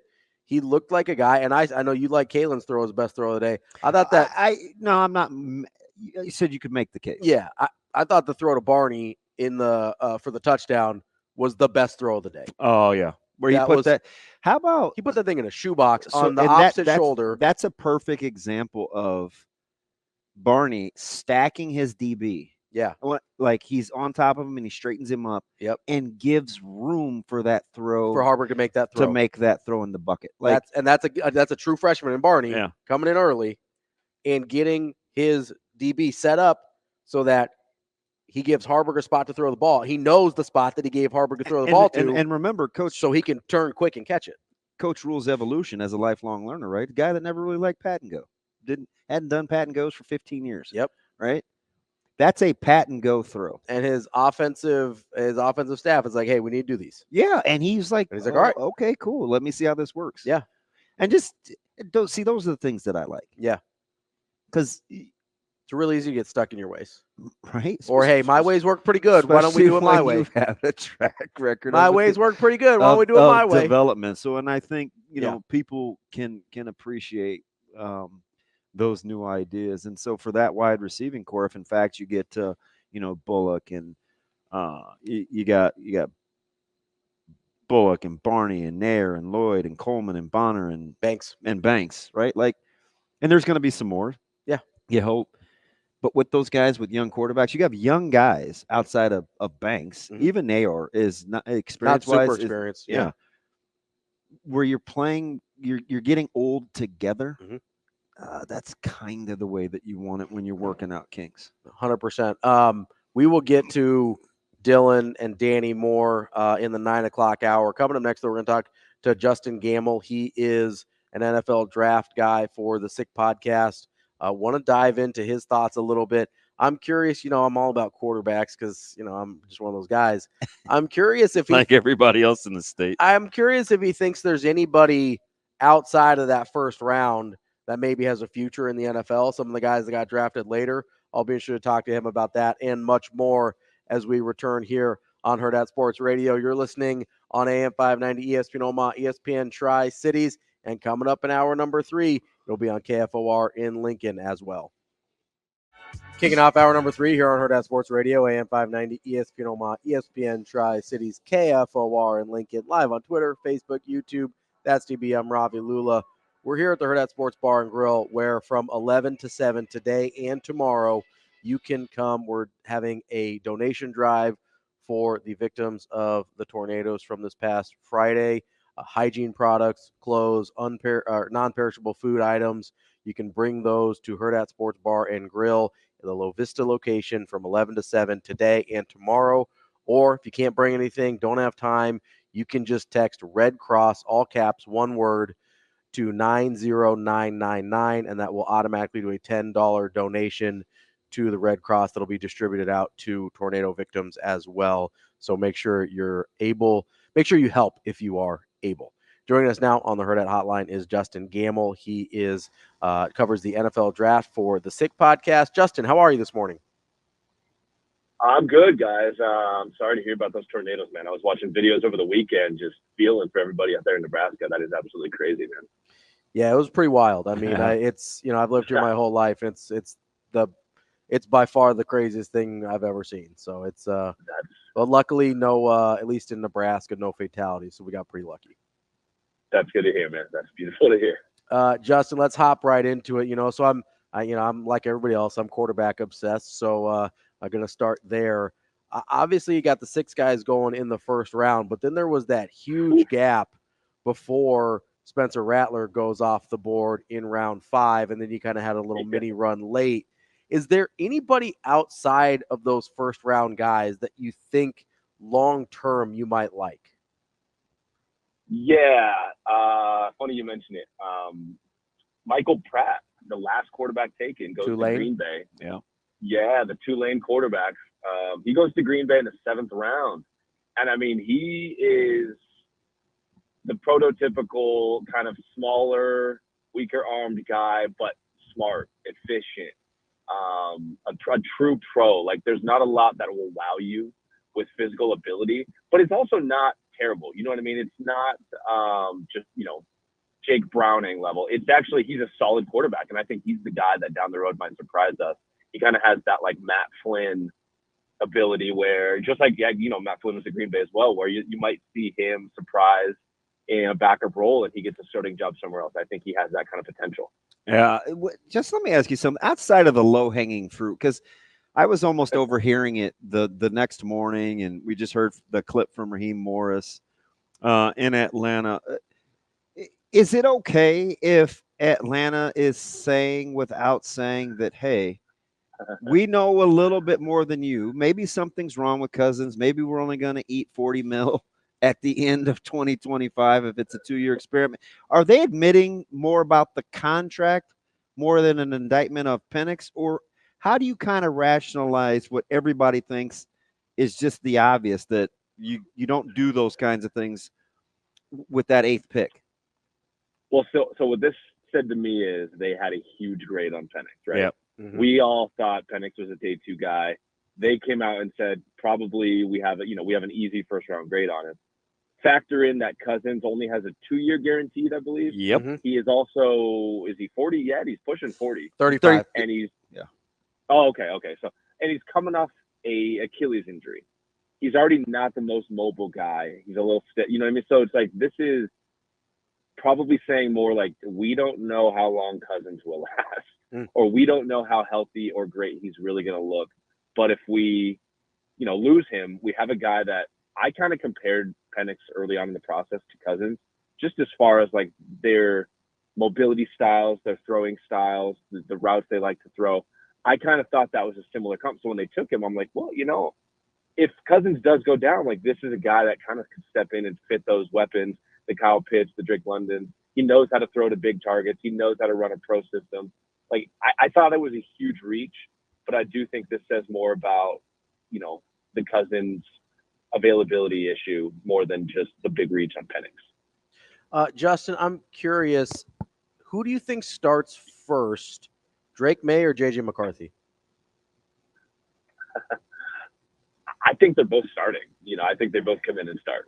Right away? So, yeah, right away. I think you take guys 2nd and 3rd overall, and there's no clear defined, like, upgrade over them right now on the roster. It's not like Mahomes coming in with Alex Smith where there was like, well, this is our guy. We know Mahomes will start, but Alex Smith is clearly the guy for the next year. Like, this is not that. I think both come in and play right away. And Penix, the Patriots drafted Jalen Polk and Javon Baker right away. You can tell they're loading up for their quarterback, trying to get him pro-style receivers that have run a full route tree, that are tough, that are physical, that can make big boy catches. It feels like both of these guys are due to step in right away. Justin, are you comfortable with the picture that the Eagles are painting with Sirianni, like now or never, right? He's got 1 year to get this. It appears they're all in. They continue to draft like monsters. Their depth, it's young, but their depth, like, they're incredible. I'll get to the other team in the Keystone State because that's my favorite team. I got to start with Philly. And just the message that they're not only sending to the fan base, but maybe to Sirianni as well. Yeah, I agree. And it's like, do you think they have secondary issues or what? Like, jeez. It's just crazy. And my buddy in Philly, Rich in Philly was texting me all weekend, like, who are they going to get? They're going to get cornerbacks. And he goes, this is just like the 2002 draft when they took Sheldon Brown and Lito Shepherd and one other guy. But he's like, bro, they're just stacking up on these DBs. And I'm like, that's because if you watched the Eagles last year, their defense was a mess. And, they've established their front 4. They have a big rotation that they can throw in there, but the secondary was an absolute mess. But I think Quinion Mitchell steps in right away. We know what kind of corner he is. And then Cooper DeJean gives them a lot of flexibility. I think with DeJean, you're hoping he can kind of be like a Kyle Hamilton type, where he can stay in the box, but he can kind of do it all if you need him to. So I think this is the make or break year for Sirianni. He's got to put something special together this year. So before we move off too quick, how much of that because I saw the A.J. Brown contract and I was like, wait a minute, are you guys getting along or are you not? Like, you pay me, I get along with you a the lot last better. third of your seat, like he if there was a malcontent, it was him, but he appears to get rewarded. So is that an indictment of Hurts and the chemistry there? Because the Brown thing didn't. I get it, super talent, but he didn't seem to like being there down the stretch. Yeah, I'm not gonna lie. I am still trying to process how I feel about the Eagles right now too, because I'm like, who likes who? Is it just one of those things maybe where we're guys, like we shake it off in a few days or whatever, and we kind of forget about the past? I don't know. I'm trying to dissect it myself still, but I think I'm more wondering what they feel about Jalen Hurts first off, because I think it's more of a make or break year for him than we realized too. And then Sirianni, I think he's on the hot seat, but honestly, the whole Eagles as a whole, it's kind of a mess. But I do think AJ Brown is their most important piece. Their receiving core is their most important unit. They got their defense established. Now I guess we just kind of wait and see and get our popcorn ready, because it's a mess. Can you believe we're talking about the Eagles this way when like a year ago we thought they were the darlings set up to Jalen's on the come up, MVP candidate. That defense is unstoppable. They got weapons everywhere, and now we're like, I don't even know if the head coach and quarterback are going to be there next year, and I don't think we're wrong.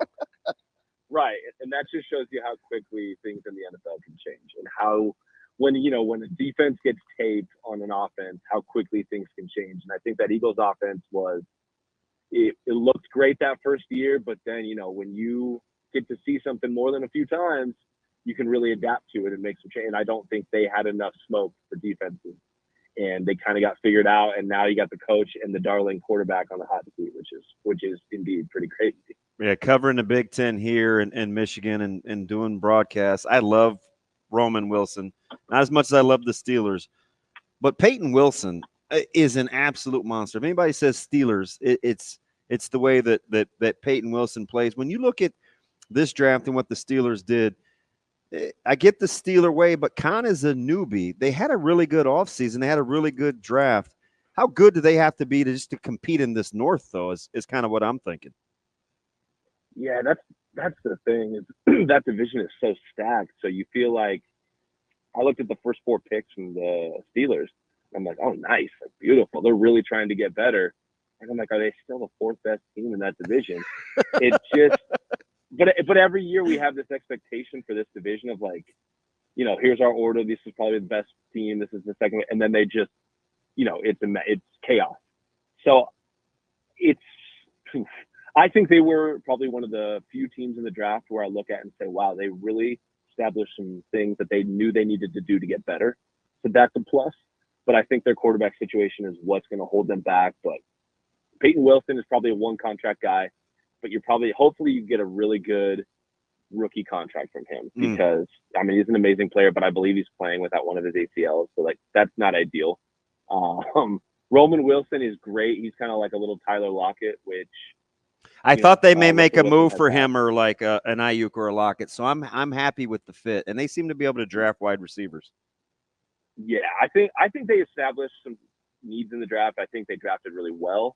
It's like I said, it's just their quarterback situation to me is not ideal. I don't think Wilson or Fields is starter caliber right now. And so, like I said, I always go into this division every year thinking like, this is the clear bottom, this is the top. They're all, but again, it's turned on its head every year. So they could surprise us. For the Terrible Towel fans, I hope they do, because I have a lot of buddies that are in Pittsburgh, and I feel like they've been in turmoil for a few years now. So, hey, which North has the better division, top to bottom, AFC or NFC? Oof. Oh, yeah. I think you got to go probably AFC.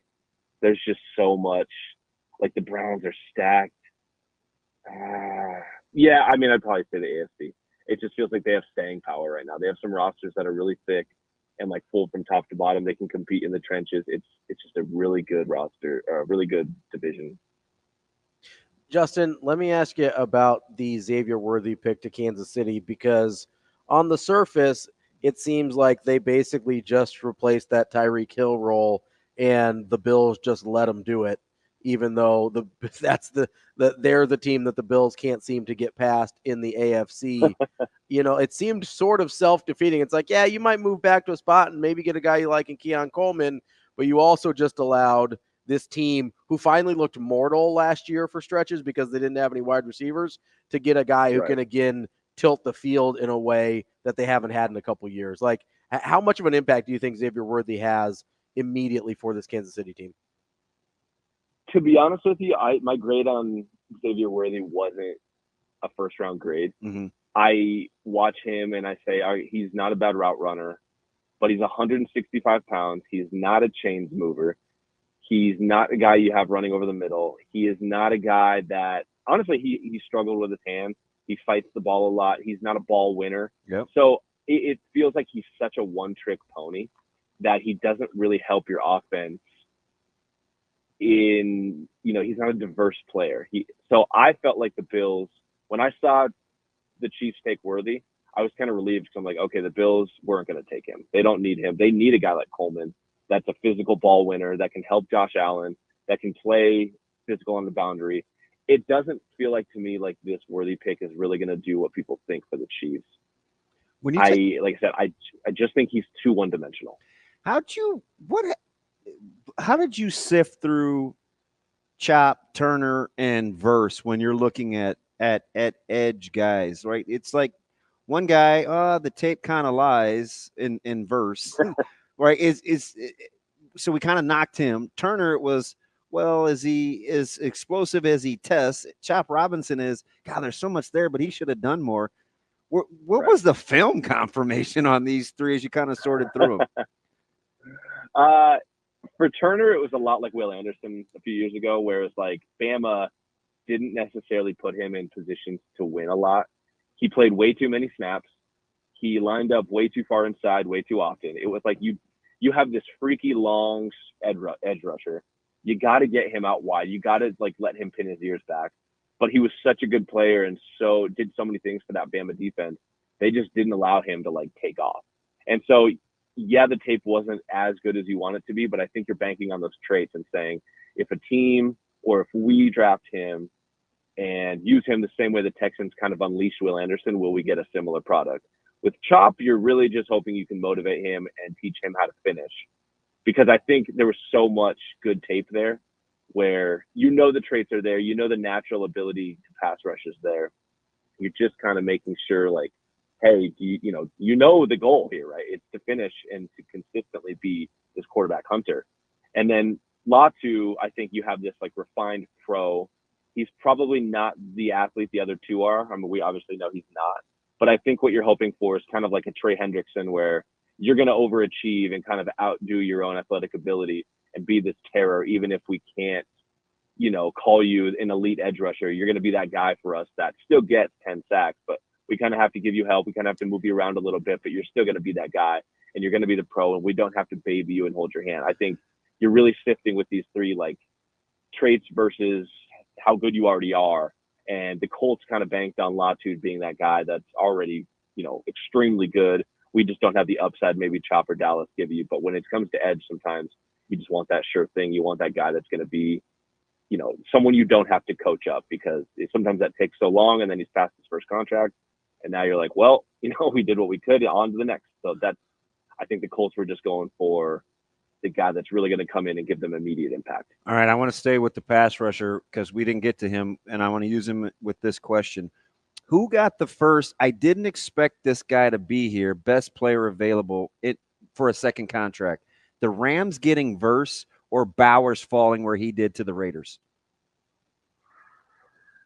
I honestly think the Rams, when they saw Verse fall to 19, it's kind of unbelievable, right? They're like, yeah, what? Especially in such a weak defensive class. I think they're like, oh my God, we got a freaky, powerful dude. And I mean, they already have a pretty solid D line.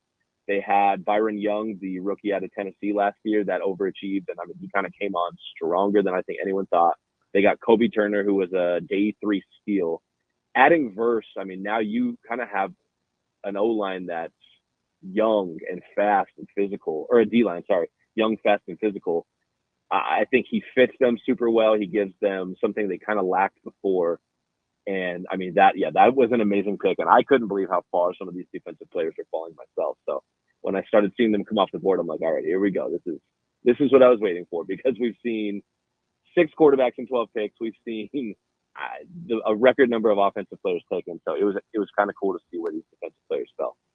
Justin, how would you grade the Bears draft overall? They obviously had the 2 picks in the top 9, then just 3 more picks the rest of the draft. So they weren't able to address a ton of different spots, but obviously got the prize of the draft in Caleb Williams. And then I imagine they're super happy with getting Rome Odunze at 9 as well. How do you grade their overall draft in terms of what they needed and what they got? Well, one of their picks was a punter, so I don't have much info on that, because I'm sorry, I just don't. But he was the Iowa punter. He got a ton of practice. Yeah, exactly. He was the most accomplished punter in history. So Rome Odunze obviously is, I mean, you're adding him to Keenan Allen, Cole Kmet, and DJ Moore. What better situation for him? I mean, the cool thing is I think Odunze and DJ Moore are very interchangeable. They have similar skill sets, and they're both guys that they can play anywhere. They can do anything, play anywhere. Big physical dudes who can play above the rim, big catch radius for Caleb. That was such an ideal pick for me. I kind of thought they might go defense, but when I heard Rome's name called, I'm like, you're giving Caleb, this offense could really cook. The Yale offensive tackle, I mean, he's a monster, 6'5", like 325, but obviously he's coming from Yale. He's pretty raw at the position, but you're really banking on his upside and kind of getting a depth pick.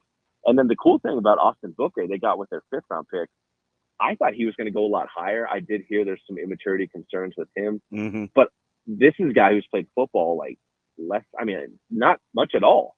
And he comes into Kansas. He's a long, freaky dude, so flexible, so athletic. Another guy, kind of like Dominic Robinson, where you're like, we're not expecting much from you, but you're so athletic. We know you're going to flash and pop in your first year. And hopefully, by year 3, we might have a real thing here. So it's cool that they're not only loading up for their quarterback, but adding young, athletic talent on the opposite side of the ball, especially at the pass rush position. With the limited amount of picks they got, you get the best punter in the draft, and then you get a bunch of other players that just fit what you want so well. So I think the Bears, this is the best situation for a first overall pick I've ever seen in my life. I think they could really overachieve. Sorry, no, that's my fault, Justin.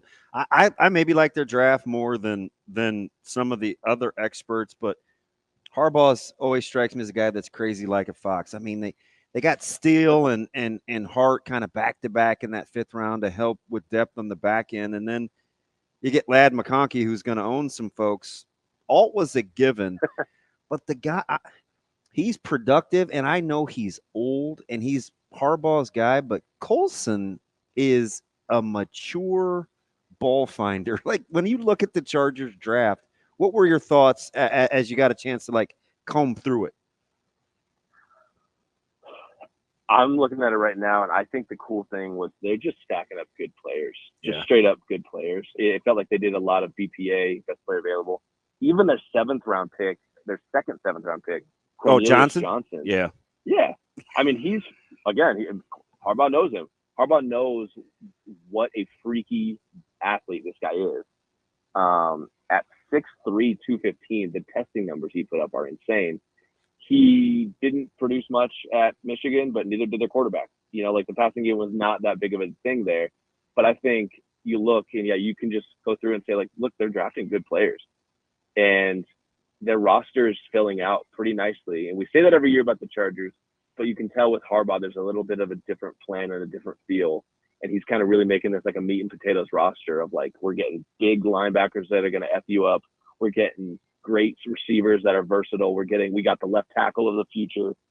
We got even Cam Hart, the Notre Dame corner. Yep. A big dude who has tons of traits and can play press. He can play zone. He's done a lot. They're just getting good players. And I think this is a good start for the Chargers in the new Harbaugh era. All right, PSA, because they were off malign, but I think they ended up getting the value set in terms of what they're being compensated for. Justin, you don't want your babies to grow up to be running backs or off-ball linebackers? Oh, man. I don't want them to grow up to be running backs because running backs don't get paid anymore. So apparently off-ball linebackers don't either. Like, isn't it amazing how know. maligned they are with the way the game has changed?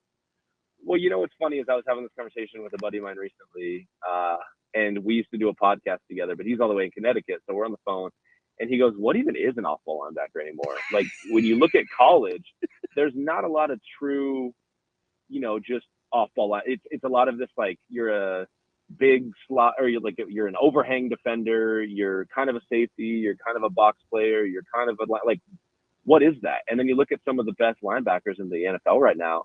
Like Fred Warner played safety overhang defender in college. He wasn't even a real linebacker.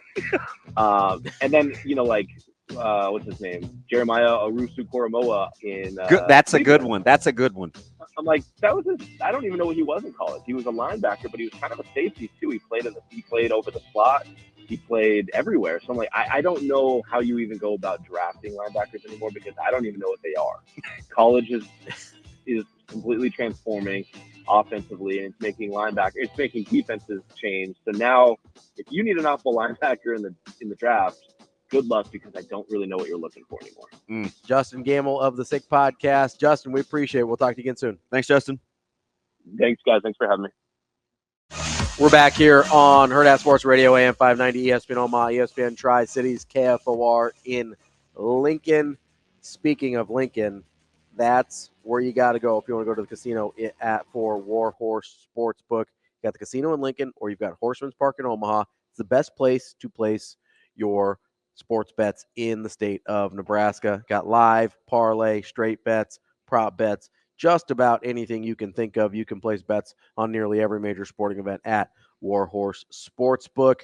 You got any questions, go to warhorsecasino.com/sportsbook for a full list of house rules and details. That's Warhorse Sportsbook. No bets, no glory. As we hang out here on the Pillar Exterior stage, I want to return to the quarterback conversation in spring here because we talked about Harburg, which I think rightfully so. That was what I was most stunned by was his. I walked away from spring thinking, okay, if Harburg has to play this year, I'm not super concerned. I think you limit the upside that Arayola has, or you would limit the offense's upside that you get with Arayola, but I think you would be dramatically more comfortable with Harburg this year than you would have been last year, or that we were last year. Yeah, if I had to and this is, I'm only on the second rewatch, but I think they all brought a little something different to. I think the one thing that, if I was just gonna quick rank, I love the fact that Dylan went through. He found the matchups. Yep. So you could tell he's a guy that is accustomed to which guy out there do I think is better than the guy he's going against. Yep. So that's. Now, he was a little more predetermined, but he was so good with the ball most of the time. And if your pre-snap work is good and your film work is good before that, you kind of can predetermine. So the only downside to that is coverages will move, and they'll show you one thing and get into another. So, but there's plenty of time for him to learn that. Yeah, I thought with Kalen, he was probably the most. It seemed like he was the most pressured. Yeah, even though I felt like the offensive line held up for the most part. I like the fact that he would climb the pocket. Yeah. Going through progressions, like front side to backside, I liked Harburg. Yeah. Which is not something I would have said last year. It was weird, wasn't it? Yeah. Like to go from. And his mechanics look better. Right to left, like he was doing, you could. He's been in the lab a little bit, so that was really, really good. The corner route that the little smash that was pretty, it was kind of a vanilla passing scheme. You get an over route, you get a backside drag or a crosser, you get a little stick route, and then they ran a lot of smash concepts to the front side. And right away when he threw that ball to Bonner, he knew the matchup. Yep. Right. It's like. Now, conversely, if I'm looking at this as like a defensive guy, which is how I kind of do watch it. Yeah. I'm like, man, hold the hash. You can only, on the smash concept, don't sit inside. Like you can get back to the inside and play the post easier. You have no help on the corner route, and he has more real estate to work with. So if he can push you inside, that gives him a ton of room to work back to the outside. Right. And we there's two teams in the Metro that are very good on those. We call them, you can either corner routes or post corners. Very good with those poco routes. You know, and you know, I tell Teddy and Caleb, you know, you got to play it a certain way. Give ground until you have to break. Yeah. Right. We got cooked. I think North got us in 7-on-7. I think somebody got Caleb tough, and it was because you understand leverage. Now 7-on-7 is hard because you get time, but I think Champ got him on a you know, he gave up the inside. Bellevue West scored one. Yeah. Goodwater got one on us when he split the safeties. Hold the hash. Yeah. Because those concepts don't be in a hurry to get out of there. That's what just general rule of thumb. You know, there was another one where Dowdell, when he scored late, I think Lance thought I was being nitpicky, but I'm like, it's an upset. The corner came inside. To the nub set, you're the force guy. Like you need to keep that inside. You got to keep the boundary. Yeah. Yeah. And so because if he gets sidelined, I love the fact that initially on the cut, Dowdell put his left foot in the ground and got back vertical. Yeah. But if I'm a defensive guy, I'm like, how did he get back out to the outside against the nub set? Got to keep his boundary. Right. So you have to take all those little things. At least I do. Yeah. And I'm a nerd. Like that's why sometimes it's fun, but it's not fun to watch. You know, to watch scrimmages or practices or games with me. But the quarterbacks, it's about what I wanted. I wanted all three guys. Not for the sake of not saying there's not a quarterback battle, but for the sake of development. Yeah. Well, for the because that's what I care. Well, for the sake of what Coach Rule talked about, right? Yeah. So he goes in the press conference, he talks about, okay, you know, last year we needed 3 guys. We have aspirations to win national championships here. You're going to have to play at least 16 games. If they expand this thing even further, it's going to be more than that. He's like, yeah, you try and play one guy for 16 games. It's hard. It's really hard. You need to have guys that, and he said this as well, he wants the position to play well, right? It reminded me of when people, you know, talk about how I'm a Creighton homer and whatever, and they're like, oh, you're not happy with Nebraska. Yeah, I want basketball to be good in Nebraska, in the state of Nebraska, high school, college, NAI, whatever. I want basketball to be good in Nebraska. Yes, I have a preference. Like in the quarterback battle, I want Dylan Raiola to win the job. Yeah. He's the most physically talented guy. I want him to go out and win the job. Yep. Right? I want Creighton to be the best basketball team in the state. But I want basketball to be good. I want the quarterback play to be good. Harburg being good only makes Dylan Raiola better. Danny Kaelin being good only makes Dylan Raiola better. And guess what? If for whatever reason Dylan Raiola doesn't go out and win that job, then you don't think the world is ending because you have to put somebody out there that doesn't look functional. All 3 guys looked like they could run the offense on Saturday, and that to me was the biggest takeaway. So I like the fact that when those guys got to the line of scrimmage and they had to see some pressures, because you could tell, I'm kind of speaking for him, it looked as though Coach White was getting a little bothered by not being able to do some of the little things that he wanted to do. So he started to see some pressure late from like Bear and Shavers, and you saw some cross blitzes and stuff. But for the most part, they were fairly limited. But I did like when quarterbacks came to the line of scrimmage, Dylan was really good at this, where he could get in and out of formations in motion. And he was, you know, he had a good grasp of that. You know, Danny running the 2-minute offense. Like, you don't get to do those kinds of things. And I'm watching. I don't know who took over the headset play calling duties, but there were sometimes Coach Satt would just let it go. Yeah. And I was like, okay, like either somebody else down there has got it or they're turning it over to the quarterbacks. That would be interesting if they were. Because that's the next level of development that I don't think we would have seen. I don't know. They just weren't there, right? Yeah. So it's And again, Coach Rule talked about, Fedoni never, ever satisfied. And as a staff, he wasn't either. So he made changes and moved some guys around. And now I think, and he was honest, sat revs high. Sometimes that's not always good for your quarterbacks. I don't want his attention split where he can't manage the offense. So you go out and get a quarterbacks coach. Yeah. And so you can't undersell the ability to just want to go out and keep getting better and have the guys that you're helping get better not look at it as an indictment. Yeah. Because if the opportunity, if the coaches can do it, you better be doggone sure the players can do it. I mean, they just got another quarterback. I think Latif, he probably should have said yes by now. Didn't TJ commit? I think he's in. I don't know if he's officially committed yet, but wait a minute. I hope so. But anyway, I will say, wait. There's an. It's not official. Is it official? Maybe.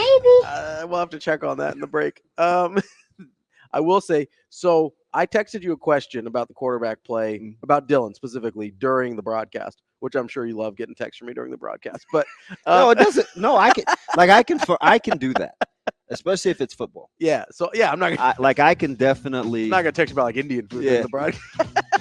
By the way, did you see my tandoori chicken? Didn't that look fantastic? It looked pretty good. I got this. You know what? I'm going to call that a radio tease. I will ask the question that I asked you about Raiola on the other side here, because I think it's your biggest nitpick about him. I don't know if it's a nitpick, but I think it's your biggest criticism. The thing that I asked you about. Oh, the thing that bothers, I got you. The thing that bothers you the most. So I got you. Let's figure out if it's a big deal or not. Coming up next as we wrap up the show here on Hurrdat Sports Radio. Wrapping up the show here on a Monday. Shane had to get his, avalanche in there. Throw the French hat, the chapeau. No, it was 1-1. We're not gonna be back. We're right here. It was 1-1, and Shane was sweating bullets. We're live here on AM. Can you imagine Rangers abs? ESPN Omaha, ESPN Tri-Cities, KFOR in Lincoln, live on Twitter, Facebook, and YouTube. Real quick reminder. We're going to be here at Hurrdat Sports Bar and Grill to collect donations for disaster relief today and tomorrow, 11 a.m. to 7 p.m., collecting hygiene items, clothing, non-perishable food.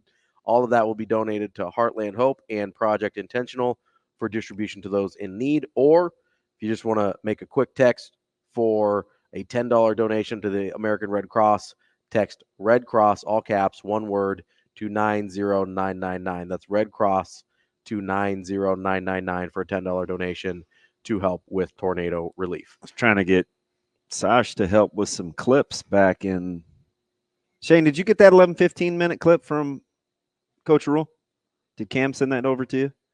But anyway, she's like, hey, I'm not in studio. I'm in Blair helping with cleanup. Yeah, they've been after it since about 6:30. I was like, man, the sports team has been. They're getting after it. Yeah, that's pretty cool. That practical application. That's right. I have not heard back from anybody. Oh, okay. So the only thing I've heard. You turned your own mic off. I Shane. did. The only thing I've heard. The only thing I've heard today is this.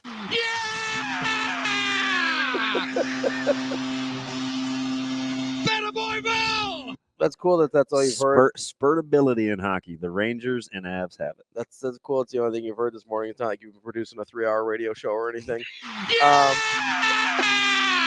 Surprise, surprise. So the question that I asked you, I texted to you at 12:21 p.m. on Saturday. I go, when will we know if Raiola's feet are a problem or if his arm strength / talent is good enough that it just allows him to get the ball out that much faster because he doesn't have to get set? Yeah. So that's the thing. That's the thing. And it drives me crazy because I can't ever really gauge it. Because you don't know until you're in it. Yeah, or you don't know until you need it. There was probably one or two throws where I felt like his foot, the pick that Bell had. I mean, if you're cheering for Dylan, you're like, oh, that's the receiver's fault. But really, no, it was high, it was behind, it was too hot. Yeah, and Dylan will eat that. It was like that's on me. He did eat it in the presser. It's footwork. Yeah, that's just the ability to step to your target and put it on him.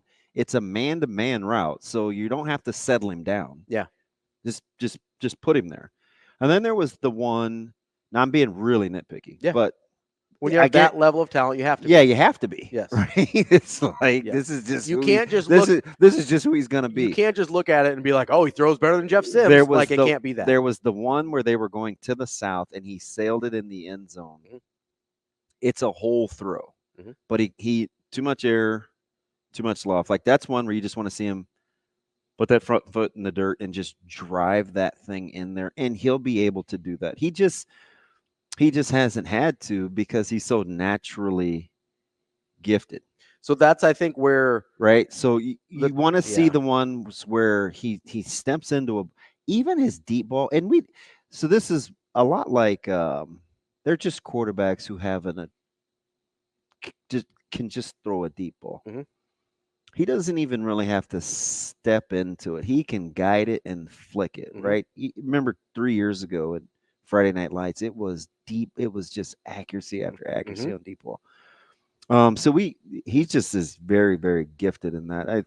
The thing is, they threw the little bender to Bullock in front of one safety and behind another. Mm-hmm. Not sure you can make a living with that throw, not driving it in there, but his anticipation was so good mm-hmm. that he got in there. It fit. Mm-hmm.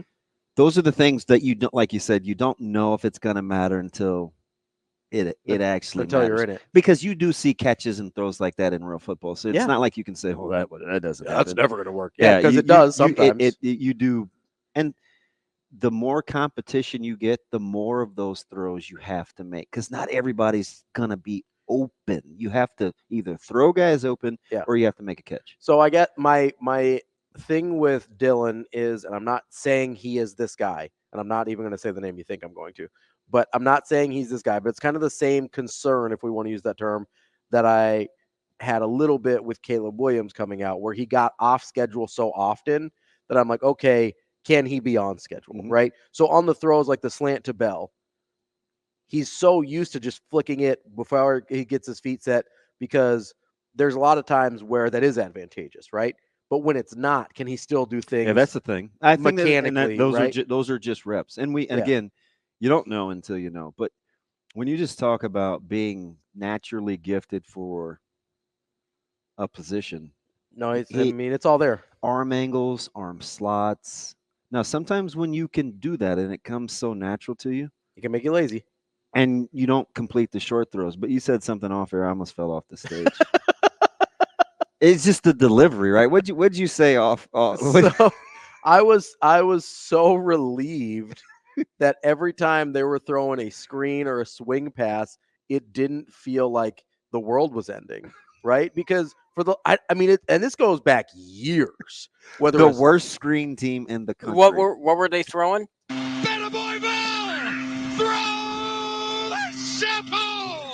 Nobody was doing that.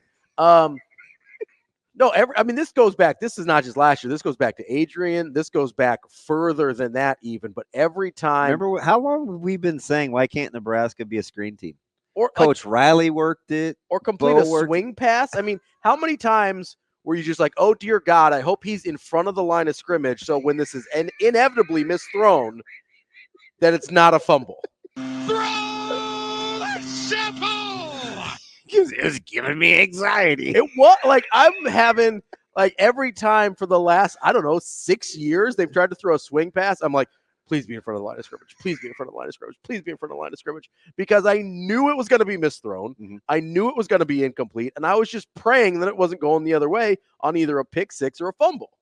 And then yesterday, after two throws, Saturday after two throws, I go, oh, they can complete those now. I'm just watching. I'm sorry, I'm distracted. I'm watching Cooper DeJean highlights. Because he is so good. I'm just going to keep going.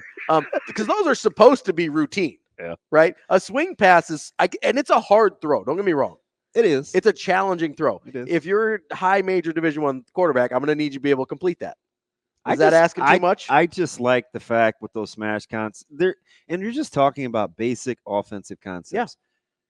I got to hold the hanger or the adjustment player. I'm going to run the stick behind him. I'm going to run the corner behind that. There's conflict. There's just going to be natural conflict on defense. Yeah, you're making them make choices. You're in a bind. Yeah. Just to see that executed over and over again, it's like the most encouraging thing. It wasn't the deep ball to Jalen Lloyd. It wasn't the sick throw that Harburg had to Barney for the touchdown. It wasn't any of that stuff. It was the fact that it looked like they could consistently complete routine passing concepts. Yeah. All three of them. Like that was my big takeaway was, okay, I might prefer Rayola. The upside's best there. I can see a world in which Harburg can come in and be functional and get the offense moving. Kalen, you probably want to give him a little more time, but I was really impressed in his progression from what we saw last year at Bellevue West. But all three of them, I thought, okay, you could put those guys in a game and they can complete the routine passes when it's 2nd and 5 or 3rd and 6 or whatever. And last year we go, oh, well, I hope they can run it twice and go for it on 4th. Yeah. Instead of you say, hey, little quick out here or a little swing pass where you take what the defense gives you. Because that's the biggest problem with not being able to complete that stuff is then the defense doesn't have to honor it and they can take away the things you actually are good at. Yeah. And I told you, like, statistically stuff that Coach Parker said about Iowa, about what they're willing to give up. Yeah. One of those aforementioned is in there because it's completed at such a low rate. Yeah. Like, you'd be surprised. And if you can actually do it, you can take advantage. Surprise. If you can do it, you can take advantage of good defenses, in which case then they have to cover it. If you can be patient. What are we talking about? Just don't get greedy. So 15 times a practice, we would say to our guys, rally to that. Don't go cover it. Rally to it. You can always come up and make a play because it's eye candy. You see it out there. You know he's open. Yeah. And what does the fan say? Throw it to him. Just swing it out there. Yeah. They're going to concede that. Most people just aren't willing to do it, and they complete it at a fairly low clip. Well, and even if you complete it once, okay, are you willing to do that 6 times? Yeah. Are you willing to do that until are you willing to make the defense adjust to it? Thankfully, we've got Steven here, my actually guy, who comes in and lets me know that you can actually throw it behind the line of scrimmage. It has to be a forward pass.